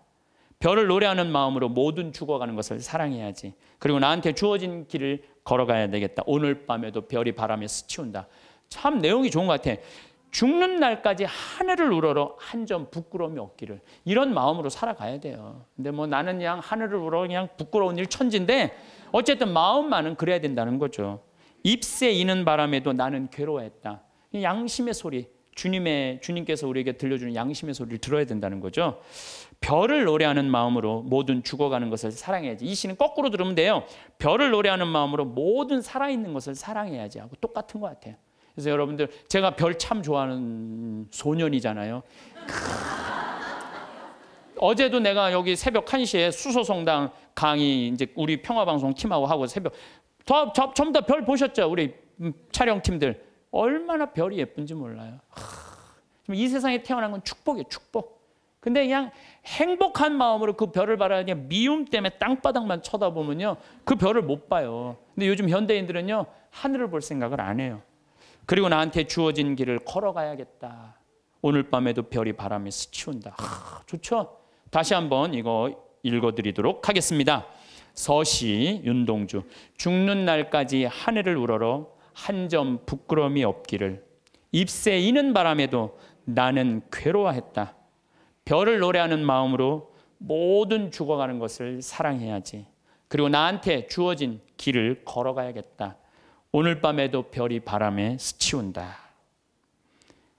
오늘도 황창현 신부님의 행복특강 잘 들으셨나요? 이어서 나이 들수록 들으면 도움이 되는 지혜의 말씀을 들려드리겠습니다. 인생은 지혜롭게 살고 자기 삶은 뚜렷해야지. 착하다고 행복이 찾아오는 것은 아니다. 소중한 자신의 인생을 한 남자에게 목매달아서 자신을 괴롭히고 살 필요도 없다. 내 인생에 대하여 책임감을 가질 수 있는 자세가 필요한 것이다. 늘 안절부절하는 것은 바보스러운 짓이니 현명하게 대처해야 한다.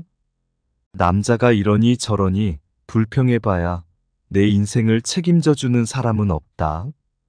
무조건 내가 해결해야 한다. 그러니 내가 당당하게 살면 어떤 상황도 헤쳐나갈 수 있는 것이다. 지나간 잘못을 후회하며 자책하는 것은 어리석은 것이다. 후회한다는 건 실수를 저지른 자기를 미워하고 제대로 대처하지 못한 스스로를 미워하는 마음이다. 후회는 자기에 대한 또 다른 학대다. 우리는 늘 현재를 놓치며 산다. 과거를 생각하다 현재를 놓치고 미래를 걱정하느라 또 현재를 놓친다. 행복이란 어디서 뚝 떨어져 내게 오는 게 아니다. 지금 이 시간에 집중해서 최선을 다할 때 그 하루하루가 쌓여 행복한 미래가 되는 것이다. 절제라는 것은 억누른다는 뜻이 아니다. 욕구대로 이루어지지 않는 것도 삶의 진실로 받아들여야 한다는 뜻이다. 세상에 끌려다니지 마라. 세상에 끌려다니다 보면 괴로워진다. 무엇을 하느냐가 중요한 게 아니라 얼마나 자기가 만족하며 자기 힘으로 살아가느냐가 중요하다. 아무리 좋은 일이라도 상대가 원하지 않으면 그건 상대를 속박하고 괴롭게 하는 것이다. 열등감과 우월감은 뿌리가 같다. 우리는 보통 타인과 비교하면서 자신을 판단한다. 다른 사람보다 조건이 좋으면 우월감을 느끼고 다른 사람보다 조건이 나쁘면 열등감을 느낀다. 어떤 절대적인 기준이 있는 것이 아니라 누구와 비교하느냐 하는 데서 일어나는 내 마음의 문제이다. 행복으로 가는 길은 우리 마음이 바뀌지 않는 데 있는 게 아니라 마음이 바뀌는 줄 알고 그 변화에 구애받지 않는 데 있다. 좋아도 너무 들뜨지 않고 싫어도 너무 가라앉지 않아야 평온한 삶이 된다. 인간관계에서 갈등이 생길 때 문제 해결 방법은 서로 다름을 인정하고 이해를 하는 것이다. 이기심을 버려야 세상에 평화가 오는 것이 아니다. 내가 이기적이듯이 상대도 이기적일 수 있다는 것을 이해하면 갈등이 크게 줄어든다. 집착이 큰 것은 의지심 때문이다. 의지한다는 것은 좋게 말하면 상대를 신뢰하는 것이고 나쁘게 말하면 노예근성이 있는 것이다. 상대의 일거수일투족에 나의 희로애락이 좌우된다. 누군가에게 의지한다는 것은 상대의 태도에 따라 내 삶이 흔들리게 된다는 뜻이다. 의지하고 기대다 보면 내 생각, 내 주체성은 사라지고 늘 주변 사람들에게 매여서 괴로울 수밖에 없다. 사랑이라는 이름으로 서로 구속하고 의존하는 마음에서 벗어나 내 인생의 주인은 바로 나라는 마음으로 살아야 한다. 진정한 성공은 매 순간이 값지고 소중하다는 것을 아는 데서 시작된다. 이런 관점을 갖고 인생을 산다면 어제도 성공하고 오늘도 성공하고 내일도 성공하는 삶을 살 수 있다. 남의 불행 위에 내 행복을 쌓지 마라. 내가 힘들게 일하지 않고 편히 살 수 있는 것은 나보다 힘들게 일하면서도 어렵게 살아가는 사람들이 있기 때문이다. 인생을 살아가는데 타인의 기준에 따르는 게 아니라 자신의 가치관이 분명하게 서야 한다. 어떤 이유에서든 괴로울 수밖에 없다고 하는 것은 인생을 낭비하는 것이다. 누가 뭐라 해도 자기 인생을 행복하게 사는 게 먼저다. 우리가 행복하고 불행한 것은 모두 자기 책임이다. 내가 행복해지는 것이 삶의 경쟁력이다. 어떤 삶을 살고 있더라도 당신은 행복해질 권리가 있다. 어떤 순간이라도 우리는 행복을 선택할 수 있다. 행복도 내가 만드는 것이네. 불행도 내가 만드는 것이네. 진실로 그 행복과 불행 다른 사람이 만드는 것 아니네. 원하는 것이 다 이루어져야 행복한 것은 아니다. 원하는 것이 다 이루어진다는 말은 환상이고 욕망일 뿐이다. 원하는 것이 이루어지지 않는다고 원하는 것에 매달려 울고불고 하면서 불행하게 살 것인가? 아니면 그런 가운데서도 행복하게 살 것인가? 이것은 선택의 문제다. 남의 인생에 신경 쓰지 말고 내 인생이나 잘 살아라. 나도 저 사람처럼 되고 싶다는 게 좋은 것 같지만 그러면 비교하는 마음에서 벗어나기 힘들고 따라갈 힘이 붙이다 보면 능력이 부족하다는 생각과 함께 자괴감이 생긴다. 남을 기준으로 삼지 말고 내가 하고 싶은 것, 내가 해야 할 것을 기준으로 출발하라. 사람은 자기 발로 서고 자기 눈으로 세상을 보며 스스로 책임지고 문제를 해결해 나갈 때 제대로 성장한다. 옳고 그름에 대한 생각이 분명한 사람일수록 화를 잘 낸다. 이래도 좋고 저래도 좋은 사람은 상대적으로 화가 적은 편이다. 화가 난다는 건 누구 때문이 아니라 내가 옳고 내가 틀렸다는 내 분별심 때문이다. 사사건건 옳고 그름을 가르는 습관이 내 안의 도화선에 자꾸만 불을 당기는 것이다. 화낼 일이 아닌데 내 기준에 맞지 않으니까 화가 나는 것이다. 말로 이기는 걸 너무 좋아하지 말고 말로 지는 것을 패배라고 생각하지 마라. 이기려는 생각이 있기 때문에 패배도 있다. 이기려는 생각이 없으면 패배할 일도 없다. 우리는 더 큰 불행을 겪어야 현재 우리가 가지고 있는 조건이 행복인 줄 안다. 현재 우리에게 주어진 조건이 그대로 행복인 줄 아는 것. 그것이 진리의 눈을 뜨는 거다. 남을 이해하면 내가 좋고 남을 이해하지 못하면 내가 괴롭다. 우리가 자기 자신에게 불만을 갖는 것은 스스로에 대한 기대가 너무 높기 때문이다. 이 세상 모든 존재는 부족한 것도 아니고 넘치는 것도 아니다. 존재는 다만 존재일 뿐이다. 사람이 때론 실패도 하고 때론 좌절도 해야 굳건한 성장을 한다. 우리는 내가 원하는 대로 내가 하고 싶은 대로 되는 게 행복이고 자유라고 생각한다. 외적인 조건과 상황에 따라 행복하기도 하고 불행하기도 한 행복은 기껏해야 반쪽짜리에 불과하다. 행복의 기준을 미리 정해놓고 그 길만 고집한다면 도리어 행복에서 멀어진다. 반대로 내가 기대한 대로 되어야 한다는 고집을 내려놓고 인연 따라 지혜롭게 대처할 때 행복도 찾아온다. 남이 나를 평가하는 것에 너무 전전긍긍하면 죽을 때까지 남의 노예 생활을 해야 한다. 기대가 낮으면 만족이 크고 기대가 크면 불만이 커진다. 기대를 낮출수록 만족도가 커진다. 그냥 생긴 대로 살아라. 알고 지은 죄는 크고 모르고 지은 죄는 작다고 하지만 피해는 모르고 저지를 때가 더 크다. 우리의 고통은 무지 때문에 생기는 것이다. 죄가 있다면 그것은 무지 때문에 생겨난다. 문제 해결은 어리석음을 깨치는 것이다. 내가 원하는 것을 다 이룰 수 없고 남이 원하는 것을 내가 다 해줄 수도 없다. 내가 원하는 것을 다 이루려고 하는 것이 욕심이듯이 남이 원하는 것을 내가 다 해주려고 하는 것도 욕심이다.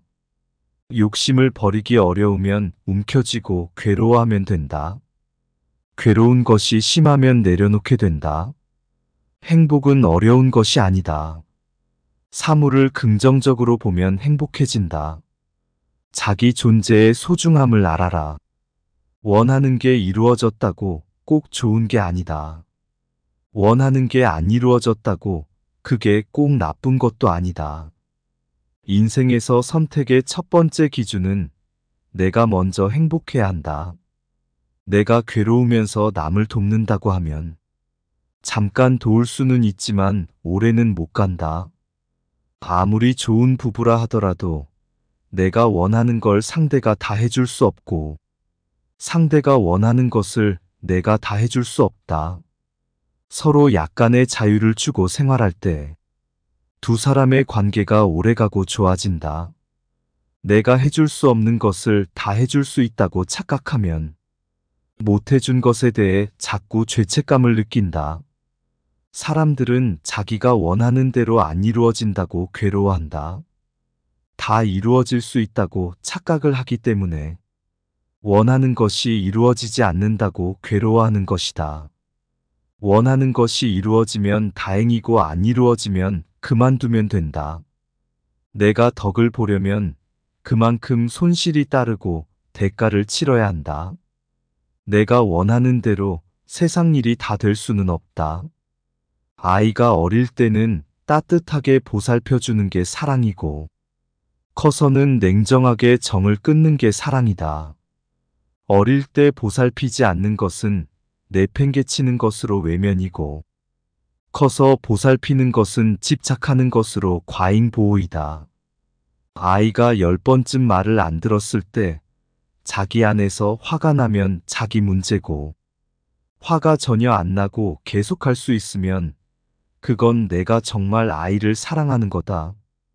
아이를 깨우치는 것은 100번을 해도 아이를 위해서 하는 거지만 그건 아이의 선택이다. 내가 사랑을 받고 싶으면 내가 사랑하면 되고 목돈을 갖고 싶으면 저축을 하면 된다. 우리는 세상으로부터 사랑을 받으려 하지만 원하는 만큼 채워지지 않기 때문에 결국 실망하고 한탄하게 된다. 내가 시키는 대로 안 해서 화나는 것은 내 문제지 아이의 문제는 아니다. 부모가 자기 자식을 너무 높이 평가하기 때문에 항상 자식을 나무라는 것이다. 천하가 다 나를 안 믿어줘도 부모가 나를 믿어주면 아이에겐 자존감이 생긴다. 내가 주인으로 살려고 하면 그동안 나의 주인 노릇했던 것들이 반대한다.